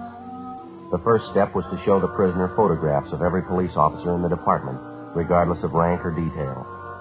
He was unable to make an identification. We then showed him photographs of all police officers, retired or otherwise. He failed to identify any of them as Williams. We showed him photographs of all civilian employees of the department. Again, no identification. He was unable to find anyone who even closely resembled the extortionist. Not satisfied with this, the prisoner was shown photographs of all law enforcement agencies' personnel in the area. The same results. No identification. 4:18 p.m. While Reiner and Phillips continued checking on their end, we returned the prisoner to the main jail, and then Frank and I drove out to see his wife, Mrs. Mildred Lawrence. We located her at Lawrence's place of business, a small pet shop just off Wilshire Boulevard. What is it this time? Haven't we got enough trouble? What do you want now? We just got through talking to your husband, ma'am. A few things we'd like to clear up. I'd like to talk to you a few minutes if we could. You talked to Harry? How is he? He's all right, ma'am. We've been with him all day. We're still looking into the case. Why can't you let him alone? He admitted what he was doing. He wasn't lying. He told you everything. Yes, ma'am. We appreciate that. Why don't you let him alone? Let me alone. Trouble. That's all we've had. Sickness and trouble. No end of it. Well, we realize that, Miss Lawrence. We don't like to bother you, but there's something we have to straighten out here. I haven't anything to tell you. I'm busy. Left alone here to run the store. No help. I'm sick. Shouldn't even be down here. Let us alone. Let me alone. Harry was wrong. He'll pay for it. We're not asking you for anything. We're asking you for something, ma'am. We'd like you to help us. Help you? Why? Policeman all our life. As far as I'm concerned, you're nothing but trouble. Reason for all our trouble. Well, that's what we'd like to talk to you about, ma'am. I haven't anything to say, I told you. I'm a sick woman. Got a lot of work to do. Do you mind stepping aside there? Got this whole bin of dog food to package up. Can't just stand around and talk. Poor little pups have to be fed. Haven't even cleaned a litter yet. We appreciate how you feel, Ms. Lawrence. We won't take up too much of your time. Can't you give us just a few minutes, now, please? you listen to me. I've tried to be nice to you. I've got no reason to either. I could tell you a lot of things about policemen, things you wouldn't want to listen to. You think you're so smart. Maybe Harry was doing wrong, but he's not the only one. I could tell you plenty if I wanted. Well, that's what we're here for, ma'am. We told you we were with your husband all day. Then why don't you let me alone? Talked to one cop already today. I told him to stay away, and you do the same. I told him just what I thought of him. You low-down thief. Who was this policeman you talked to today? You know who he is. He was the same place with you. You big, honest policeman. You never do anything wrong. That Ray Williams ought to be in jail just like Harry is. Ray Williams. Is that the man who was here today? That's what I said, wasn't it? Now, you get out of here? Now, look, Miss Lawrence, just a minute, please. We talked to your husband, and he told us all about this man, Williams. And why don't you do something about it? Go get him and put him in jail, just like you did Harry. That's what we're trying to do, if you'll just help us. Williams isn't a policeman. What do you mean? Yes, ma'am. That's what we've been trying to tell you. We talked to your husband. He told us the whole story. How can you tell? How do you know he's not a policeman? He's not, ma'am. We're sure of that. Harry said he was. Showed Harry his badge. Well, that doesn't make him a policeman, ma'am. We had your husband look at pictures of every officer in this area. He convinced himself that Williams isn't a policeman. Well, if he isn't a policeman, who is he? That's what we want to find out. Will you help us? Mrs. Lawrence? You'll have to excuse me. I didn't mean to be nasty. Just that I've been sick. All this trouble, Harry in jail. Yes, ma'am, we understand that. Now, you say Williams was here today. About what time was that? It was before lunch, about 11:30, 11:45, I think. He came here to get money. That's what he always came for. Did he say he'd be back?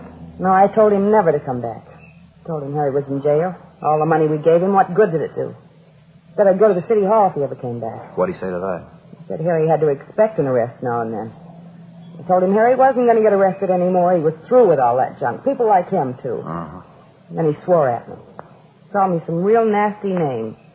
told me I'd better keep my mouth shut or I'd get worse than Harry did. Then he went out and slammed the door. Was he driving a car? Did you notice? No, I never saw him in one. Is there anything you know about Williams at all? I mean, anything that would help us locate him, maybe? No, I don't think so. All I know is he said he was a policeman. His name was Ray Williams. Couldn't Harry tell you anything? Maybe he knows. No, ma'am, he couldn't tell us much. Oh, excuse me, please. Yes, ma'am. Nice dispatch shop. Yes? What's that? Well, what?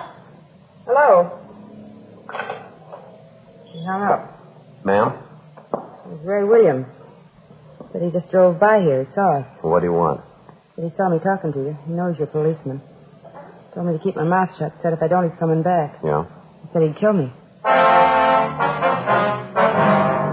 Before we left, we called in and arranged for a 24-hour stakeout on Lawrence's pet shop and also on the Lawrence home. Until the suspect was apprehended, she would be given a 24-hour protection. The next day, we picked up Mrs. Lawrence and brought her downtown to the City Hall, room 23. We went through the same procedure with her as we had with her husband. Like her husband, she was unable to identify any of the photographs of police officers in the area. In addition to the personnel photographs, Mrs. Lawrence also went through a group of pictures which Sergeants Reiner and Phillips came up with. They'd had a run made through the staff's office on all known extortionists using the same M.O. Williams used, posing as a police officer. From this group, both Mr. and Mrs. Lawrence gave us 2 partial identifications. Both men were picked up, questioned, and eliminated. Meantime, we'd gotten out a local broadcast and a teletype was sent to George Brereton, CII Sacramento, asking for assistance in identifying the extortion suspect. The investigation went on. 2 days passed. No leads on the suspect. In checking on other possible victims of the extortionist, Ray Williams, we drove to interview Myra Thomas, operator of a beauty shop out on Crenshaw. She was a tall, good-looking brunette in her early 30s. This man we're looking for, Miss Thomas, Ray Williams, we understand he's a friend of yours. Please, Sergeant, you've described the man to me. You told me his name. It doesn't mean a thing to me. I don't know him. Well, then how do you get your name, miss? I'm sure I don't know. I'm sorry, I can't help you. Well, now, apparently the man knows you, or he knows about you.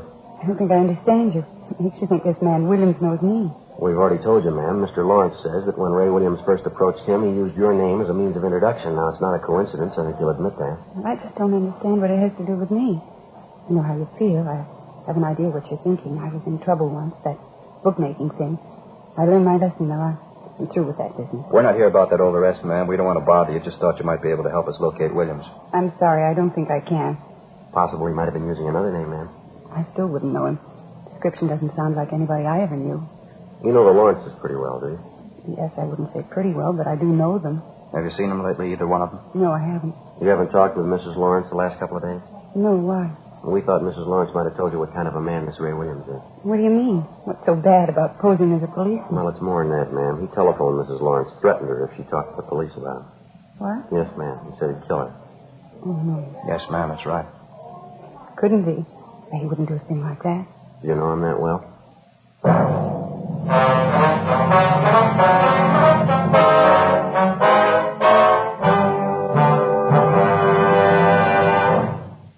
You are listening to Dragnet, authentic stories of your police force in action. Because of its quality, Fatima is the one king-size cigarette that stands out. Here's the practical way to prove that yourself. Compare Fatima with any other king-size cigarette. 1. Fatima's length filters the smoke 85 millimeters for your protection. 2. Fatima's length cools the smoke for your protection. 3. Fatima's length gives you those extra puffs, 21% longer than standard cigarette size. Fatima gives you more for your money. And in king-size Fatima, you get an extra mild and soothing smoke, plus the added protection of Fatima quality. Because of its quality, its extra mildness, and superbly blended tobaccos, more and more smokers coast to coast are switching to Fatima every day. Buy Fatima. Your money back plus postage if you're not convinced Fatima is better than the king-size cigarette you're now smoking. Just return the pack and the unsmoked Fatimas by August 1st, 1952. Fatima, Box 37, New York 1. Add to your smoking enjoyment. Smoke king-size Fatima. Extra mild and soothing. Plus the added protection of Fatima quality. Get Fatima in the bright sunny yellow pack. Best of all, king-size cigarettes.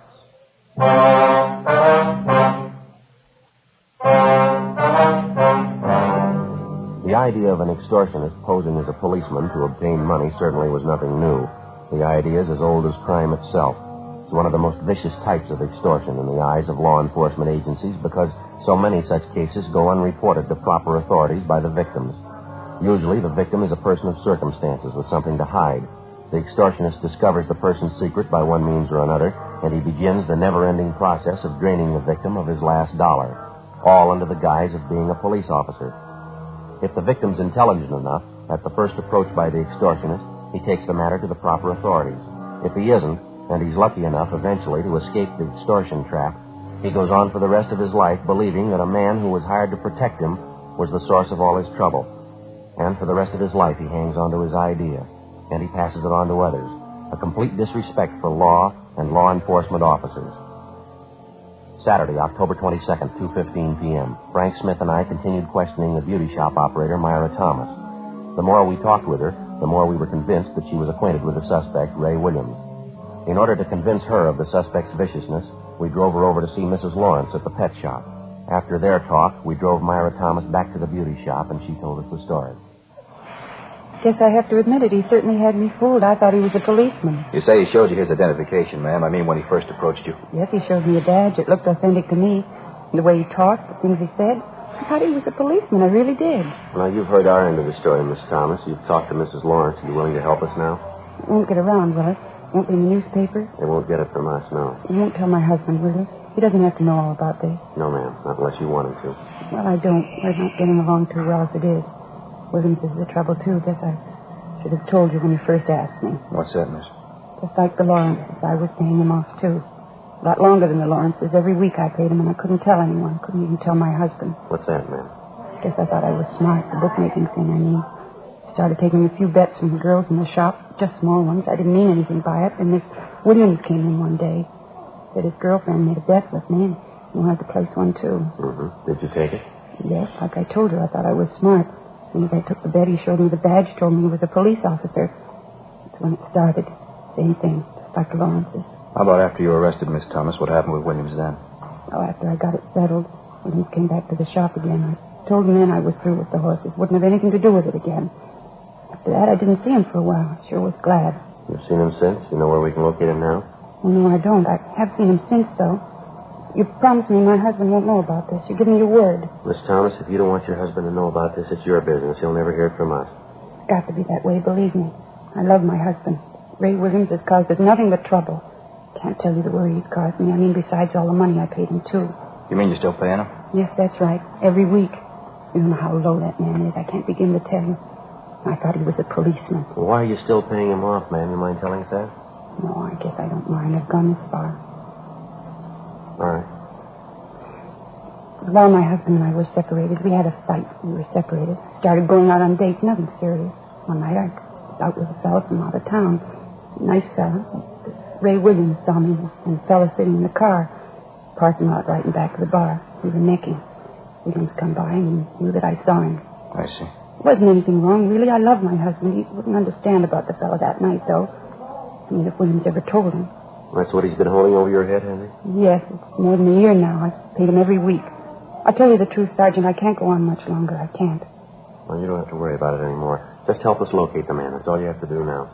Well, I don't know where he lives, but I know he's going to contact me. He always does. And that's what we'd like to know. How does he contact you? He phones usually once a week, maybe every other week. Calls me and tells me to meet him someplace and bring the money, $50 every week. And you have a regular time that he calls you? No, almost any time. It's never the same day, never the same place I meet him. I haven't heard from him in over a week now. He should be calling pretty soon, I guess. Mm-hmm. Usually call here, or does he phone you at home? Both places. He seems to know where to reach me. I don't know what I'm going to do this time. I just don't know. Ma'am? I haven't got the money for him. I'm broke. $4 or $5. That's all I have. Well, don't worry about it. But he's going to want his payoff. You know that. What am I going to do? This time it's on us. Before we left Myra Thomas at the beauty shop, we had a definite understanding that as soon as she heard from the extortionist, Ray Williams, she was to call us immediately, any time of the day or night. Then we called the office and made arrangements for stakeouts to be placed both at the beauty shop and at Myra Thomas's home in case Williams decided to contact her in person.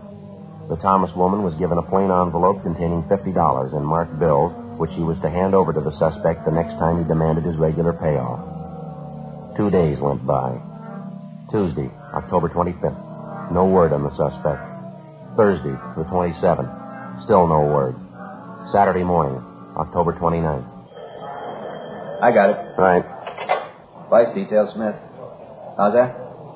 Oh, yeah. I see. Hold on, huh? Pencil, Joe? Yeah, here you go. What was that place again? Okay. The time? Yeah, surely. About half an hour. Yes, ma'am. We'll be there. Goodbye. What you got, Frank? Anything? Yeah, Myra Thomas. Yeah? He wants to see us. I told her we'd be over in about half an hour. What's the deal? Williams called her. He wants his money. 11:15 a.m. Frank and I got in the car and drove out to see Myra Thomas at her apartment. She told us that the suspect, Ray Williams, had telephoned her shortly before 11 o'clock that morning and set up a date to meet her for his regular payoff at 10 o'clock that night. The designated meeting place was a small nightclub out on Santa Monica Boulevard. The Thomas woman was to meet Williams at the bar. We told her to get there a few minutes ahead of time, and if she happened to spot Frank and I in the nightclub, she was to give no sign of recognition. As far as the actual payoff was concerned, we instructed her to hand over the envelope containing the money to the suspect when he demanded it, without any argument. Shortly after 9 o'clock that night, Frank and I entered the nightclub and got a table directly adjoining the bar.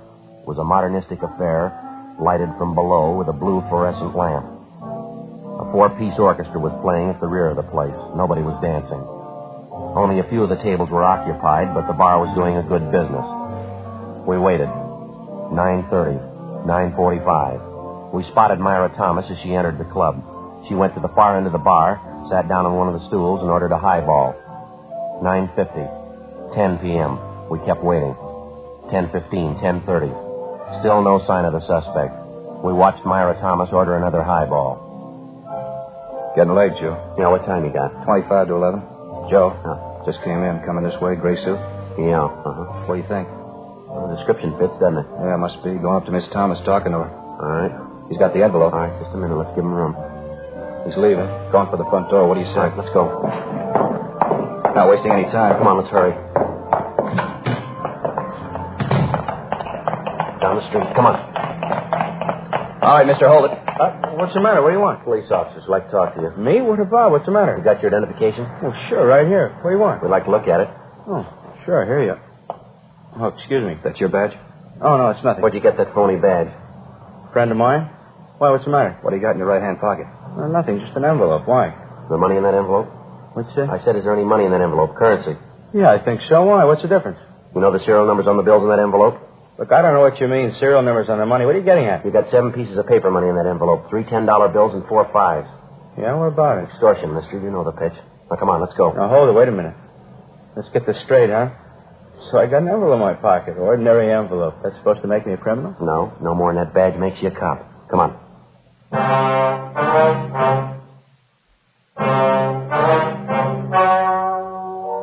The story you have just heard was true.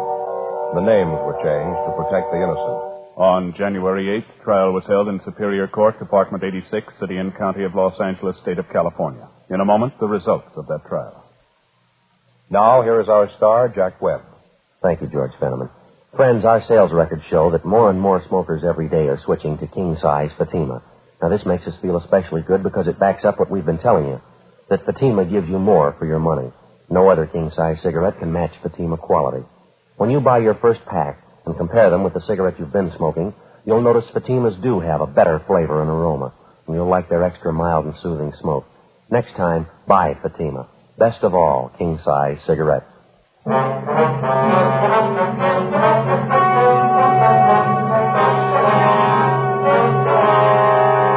Raymond Edward Williams was tried and convicted of extortion, 1 count, and impersonating an officer, 1 count. He received sentences as prescribed by law and is now serving his term in the state penitentiary.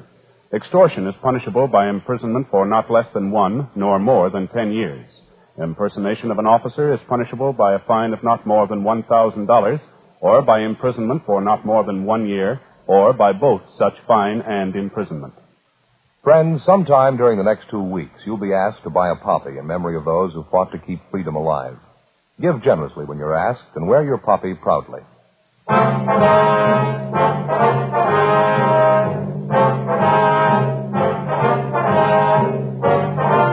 You have just heard Dragnet, the series of authentic cases from official files. technical advice comes from the Office of Chief of Police W.H. Parker, Los Angeles Police Department. Technical advisors Captain Jack Donahoe, Sergeant Marty Wynn, Sergeant Vance Frazier. Heard tonight were Herb Ellis, Vic Rodman, June Whitley. Script by Jim Mosey. Music by Walter Schumann. Hal Gibney speaking. King Size Fatima, made with the same people who make popular Chesterfield cigarettes, has brought you Dragnet, transcribed from Los Angeles.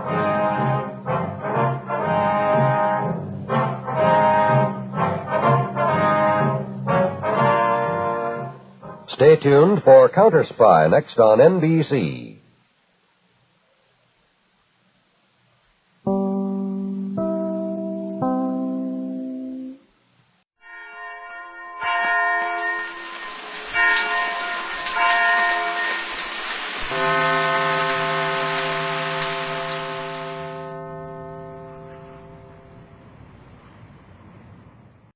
Ladies and gentlemen, the entire production staff and technicians on Dragnet wish to thank the American Weekly and the television editors of the various newspapers which distribute the American Weekly for voting Dragnet the best mystery drama on television for 1951-1952. Our deepest thanks for this fine recognition. The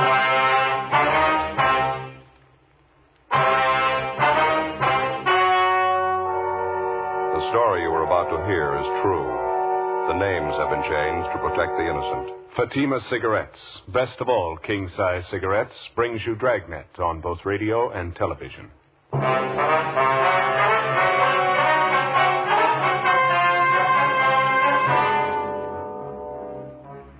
You're a detective sergeant. You're assigned a juvenile detail. An 8-month-old baby is stolen from its mother. It's the third case of child stealing reported in less than 3 weeks. There's no lead on the suspect. Your job, get him. Compare Fatima with any other king-size cigarette. Yes, compare Fatima with any other king-size cigarette. 1. Fatima's length filters the smoke 85 millimeters for your protection. 2. Fatima's length cools the smoke for your protection. 3. Fatima's length gives you those extra puffs, 21% longer than standard cigarette size. Fatima gives you more for your money. And in king-size Fatima, you get an extra mild and soothing smoke, plus the added protection of Fatima quality. Buy Fatima in the bright, sunny yellow pack. Best of all king-size cigarettes.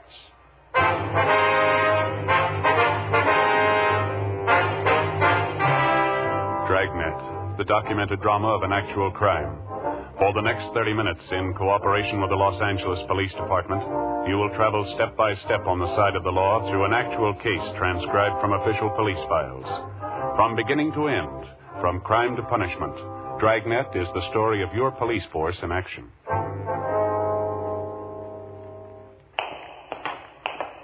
It was Wednesday, June 18th. It was warm in Los Angeles. We were working the day watch out of Juvenile Division.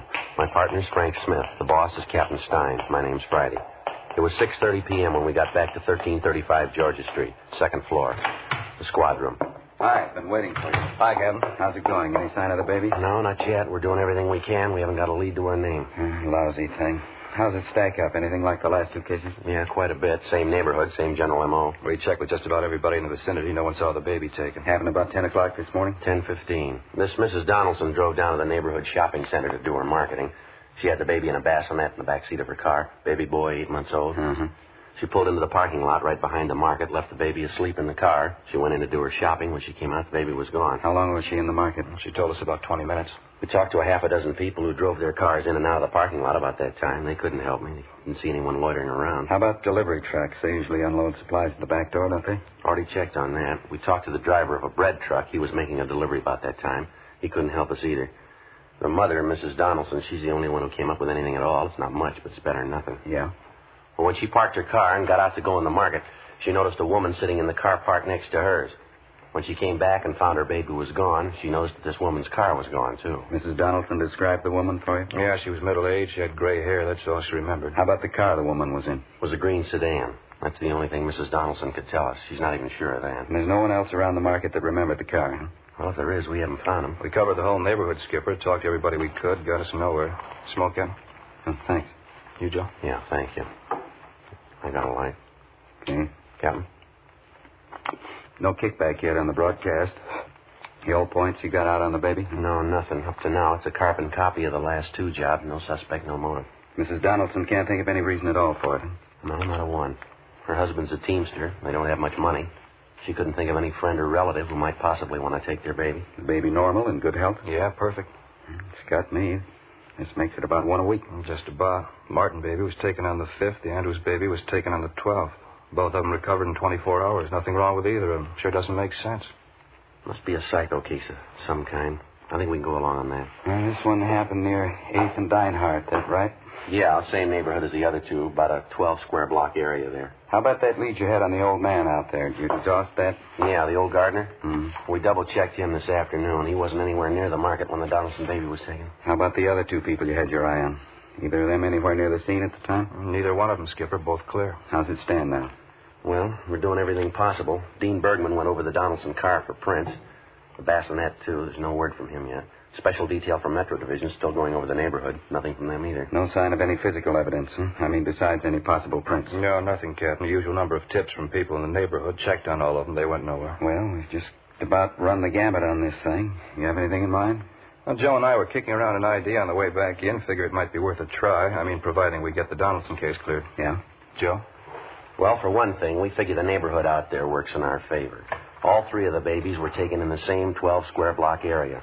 It's the strongest part of the M.O. that we got to work on. Now, if we get good enough coverage in that area out there, it might lead somewhere. What kind of coverage? Well, maybe a system of decoys, something to draw the suspect out at the right time, the right place. Makes sense. What have you got in mind? Well, Frank and I were figuring if we could round up half a dozen policewomen or so, let them work different points around the neighborhood and make it obvious that they're housewives. Yeah. Have each one of them with a baby carriage. Spot them at the shopping centers out there in that area.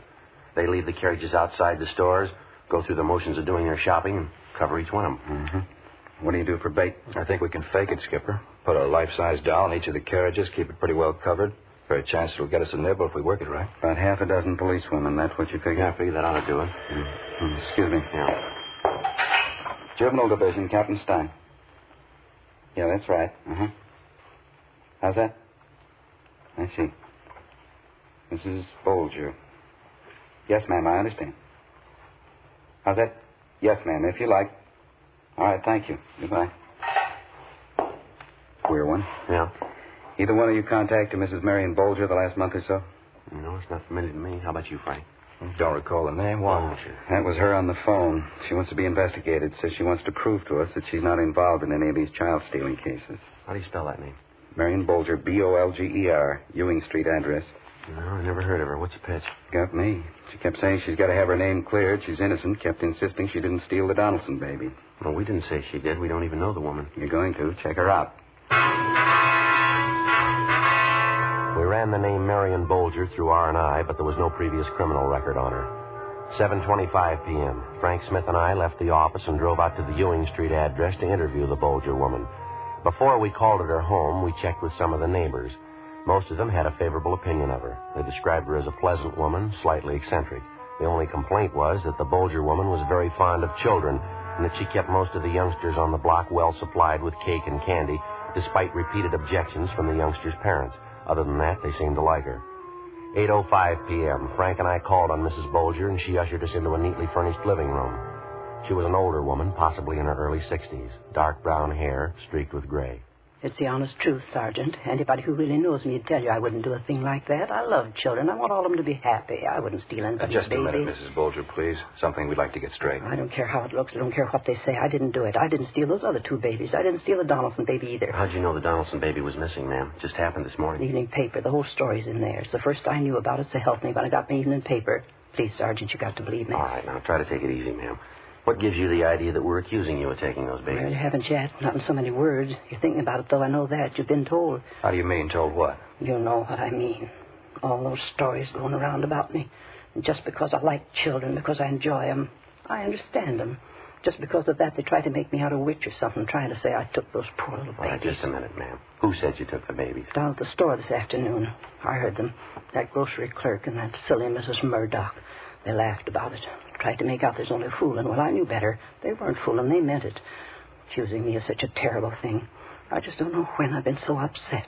Well, now, what grounds would they have for saying anything like that, ma'am? I mean, even if they were fooling. Only because I love children, that's all. People in the neighborhood are the same way. They don't like me. They go around saying things about me. Just because I understand their children better than they do. Just because I know how to treat children. No, I think you got it wrong, Mrs. Bolger. The only complaint your neighbors have is that you treat children too well. A little too much candy, huh? Well, nothing wrong with giving a child candy. Good homemade fudge. I make it myself. Besides, how would you know about that? We talked to your neighbors, ma'am. They had a lot of nice things to say about you. Yes, I just bet they did. Nasty, dirty stories. They've been passing them all over the neighborhood about me. No, ma'am, you've got it wrong. Just let me show you. Come in here, this way, the dining room. Yes, ma'am. Look at that. Look at that.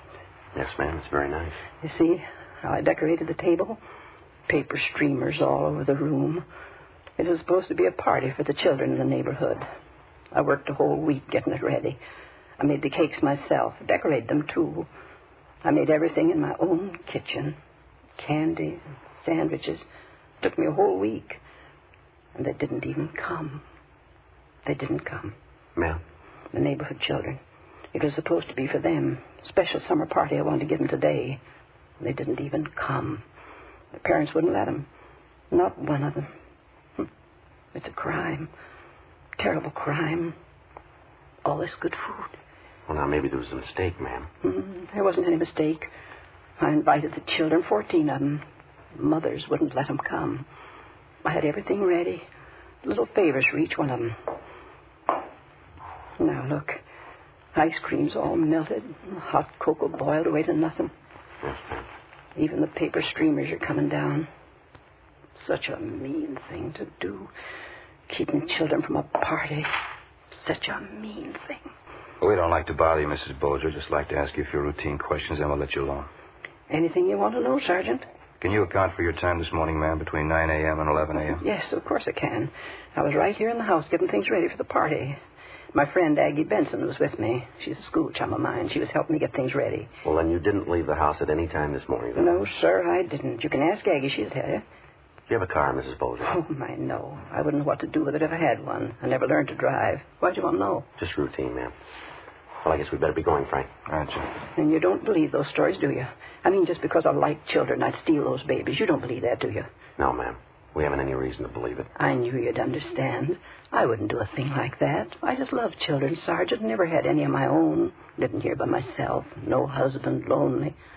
Terrible thing being lonely. Yes, ma'am, yes. There's only one answer for it. Children. Big family. It's an old saying. It's very true. Ma'am.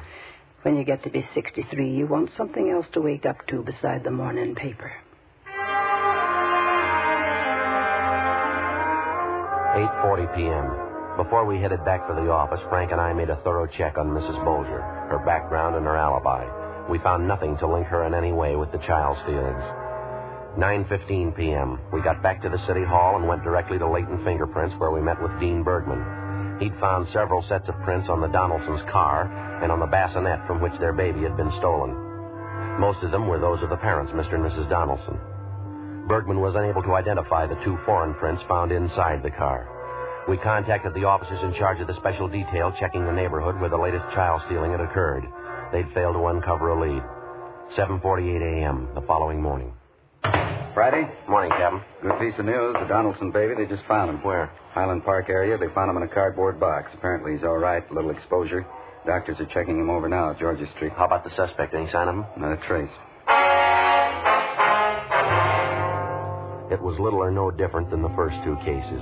Some 21 hours after he'd been abducted from the car in the parking lot at the rear of the market near 8th and Dinehart, the Donaldson baby had been recovered apparently unharmed. The cardboard box in which the baby had been found was gone over for fingerprints. Routine investigation at the scene and in the neighborhood where the child had been found failed to turn up a lead on the abductor. Frank and I checked with Dr. George Hall, who'd examined the child. After that, we talked with Mr. and Mrs. Donaldson. The details of the case coincided almost point for point with the first two abductions. The baby had been taken, then recovered in a 24-hour period. Outside a slight exposure, the child was unharmed. Also, like the two cases preceding it, something which the child was wearing at the time of his abduction was missing. In the first case, it was a small pink sweater. In the second, a pair of shoes the baby was wearing.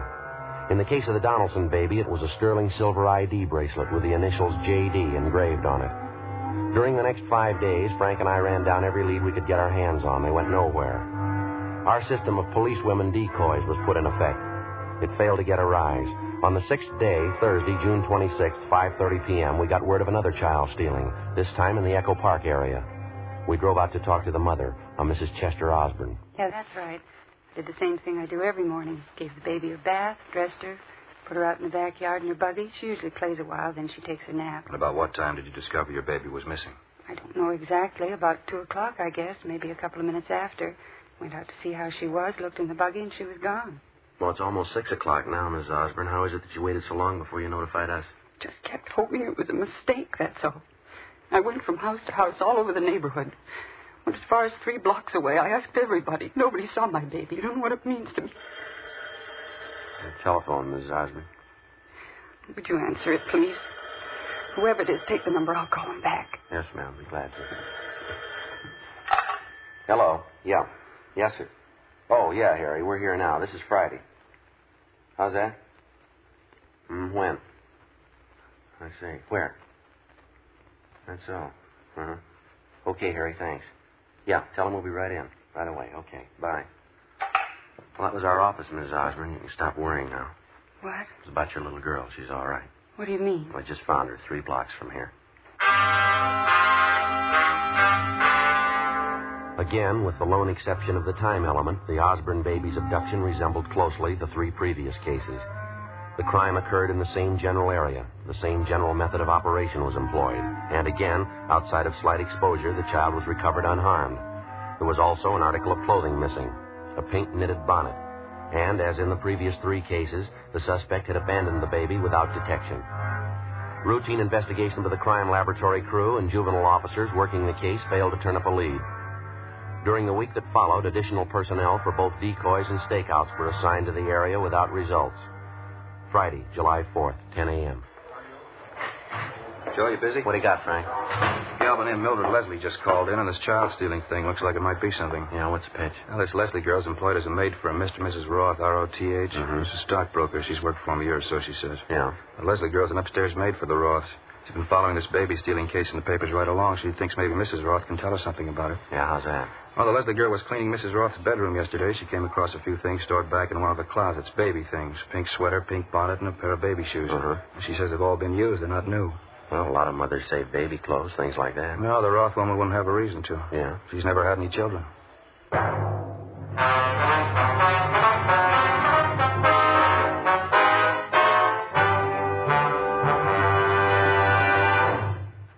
You are listening to Dragnet, authentic stories of your police force in action.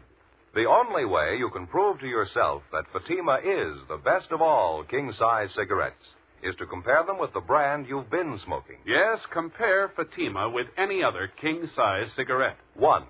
Fatima's length filters the smoke 85 millimeters for your protection. 2. Fatima's length cools the smoke for your protection. 3. Fatima's length gives you those extra puffs, 21% longer than standard cigarette size. Your money back plus postage if you're not convinced Fatima is better than your present king-size cigarette. Just return the pack and the unsmoked Fatimas by August 1st, 1952. Fatima, Box 37, New York 1. More and more of your friends are switching to king-size Fatimas every day. Compare them yourself tomorrow. Buy Fatima in the bright, sunny yellow pack and enjoy the added protection of Fatima quality.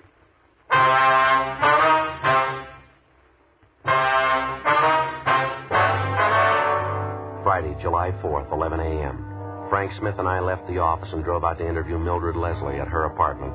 She told us substantially the same thing she told Frank on the phone. The Leslie girl had been employed as a maid by Mr. and Mrs. Roth for almost a year. She went on to tell us that for the last few months or so, Mrs. Roth, who was a fairly prominent clubwoman, had been acting peculiarly, and that Mr. Roth was worried about her. According to the Leslie girl, he'd consulted a doctor several times about his wife.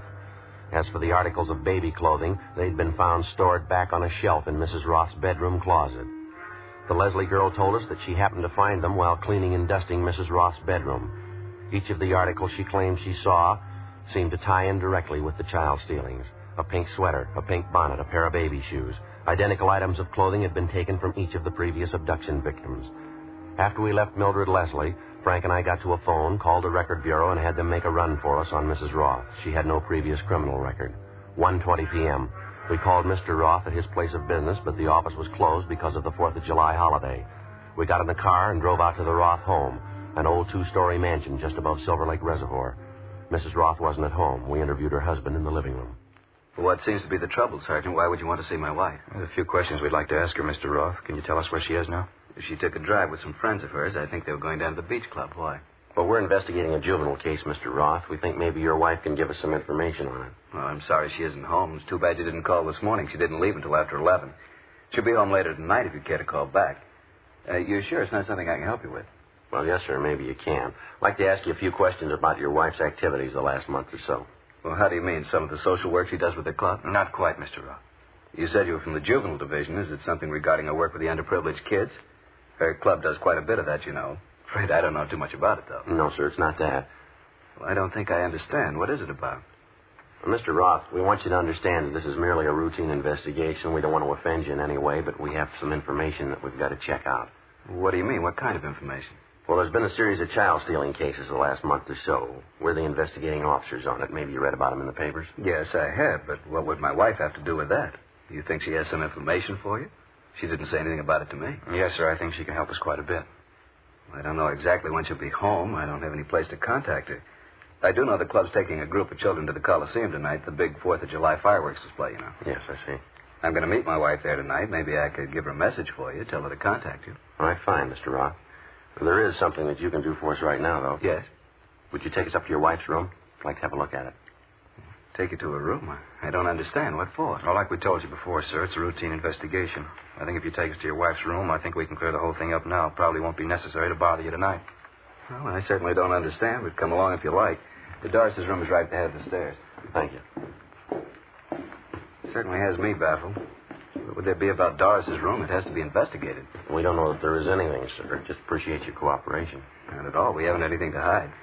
Here we are. This is her room. Now, what is it you're looking for? And that's the bedroom closet, is it? Yes, that's right. Like to look at it if we could? Certainly. Go right ahead. All right. There's a shelf up there, Joe. Can you reach it all right? Yeah, I think so.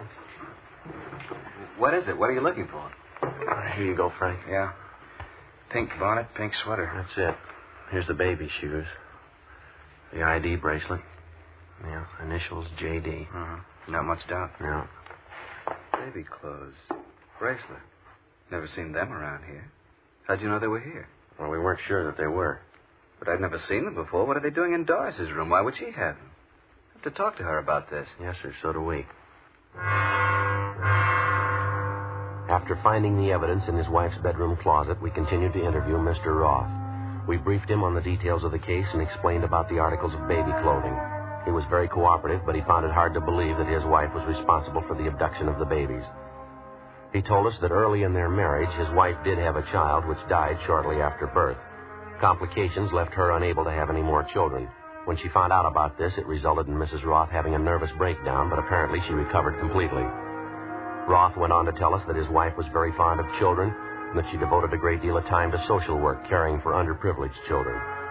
He also told us that during the past month, with the recurrence of her nervous condition, she'd been under a doctor's care.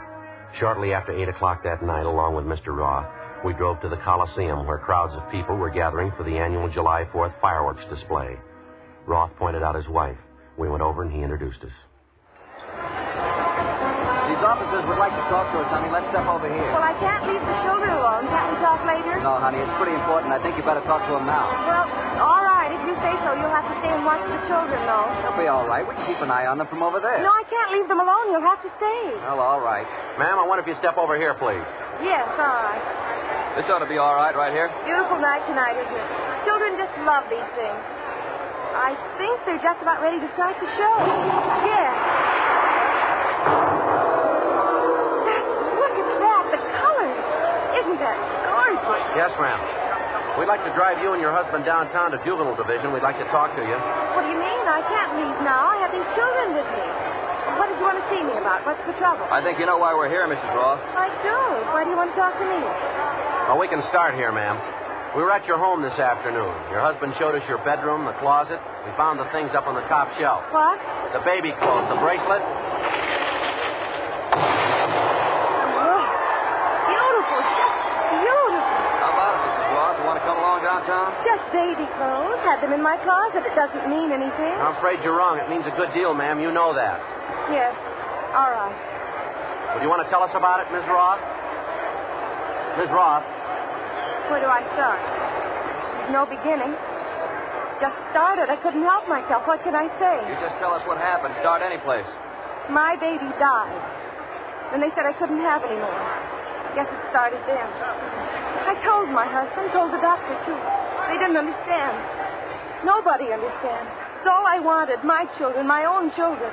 How about the Martin baby, Mrs. Roth? The first one you took. How'd that happen?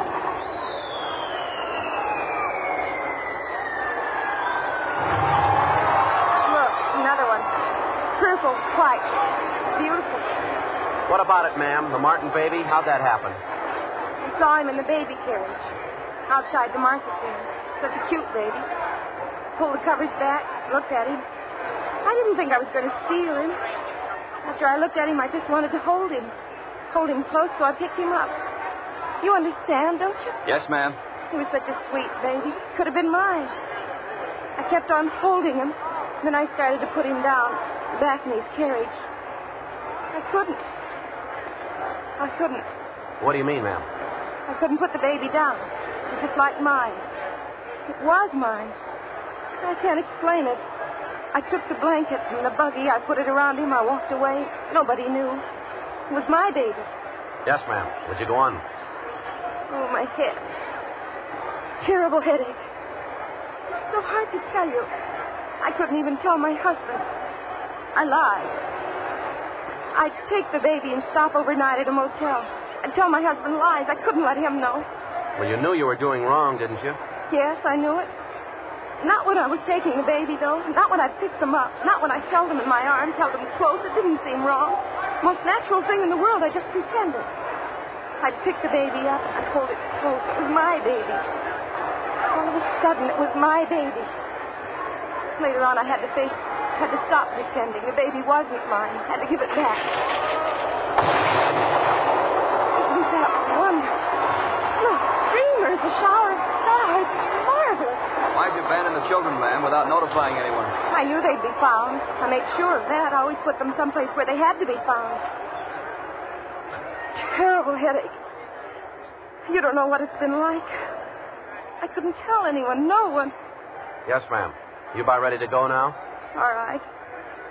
If I could only explain it to you. I mean, having a baby, then losing it. You don't know what it's like. No one will ever know what it's like. No one. You took 4 babies, ma'am. Yes. How about their mothers? The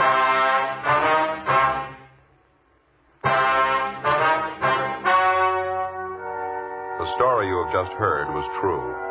The names were changed to protect the innocent. On October 10th, trial was held in Superior Court, Department 88, City and County of Los Angeles, State of California. In a moment, the results of that trial. Now, here is our star, Jack Webb. Thank you, George Fenneman. Friends, I believe all of us are willing to take practical advice. That's why I like to make it plain that I want you to compare Fatima with the king-size cigarettes you've been smoking. I know that's the tried, practical way thousands have convinced themselves Fatima is the best of all king-size cigarettes. You'll find Fatima gives you more for your money. An extra mild, soothing smoke, plus the added protection of Fatima quality. Tomorrow, get Fatima in the bright, sunny yellow pack. Best of all, king-size cigarettes.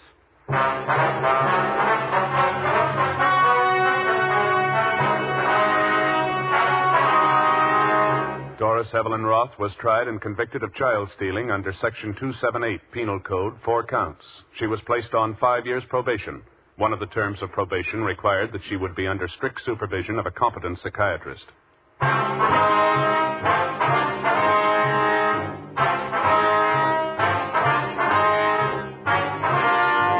You have just heard Dragnet, a series of authentic cases from official files. Technical advice comes from the Office of Chief of Police W.H. Parker, Los Angeles Police Department. Technical advisors, Captain Jack Donahoe, Sergeant Marty Wynn, Sergeant Vance Brasher. Heard tonight were Herb Ellis, Vic Perrin, Virginia Gregg. Script by Jim Moser. Music by Walter Schumann. Hal Gibney speaking.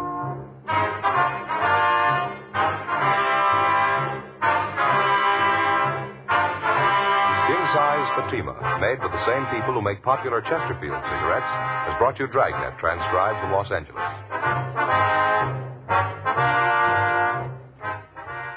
Each Thursday night, it's Counter Spy on NBC.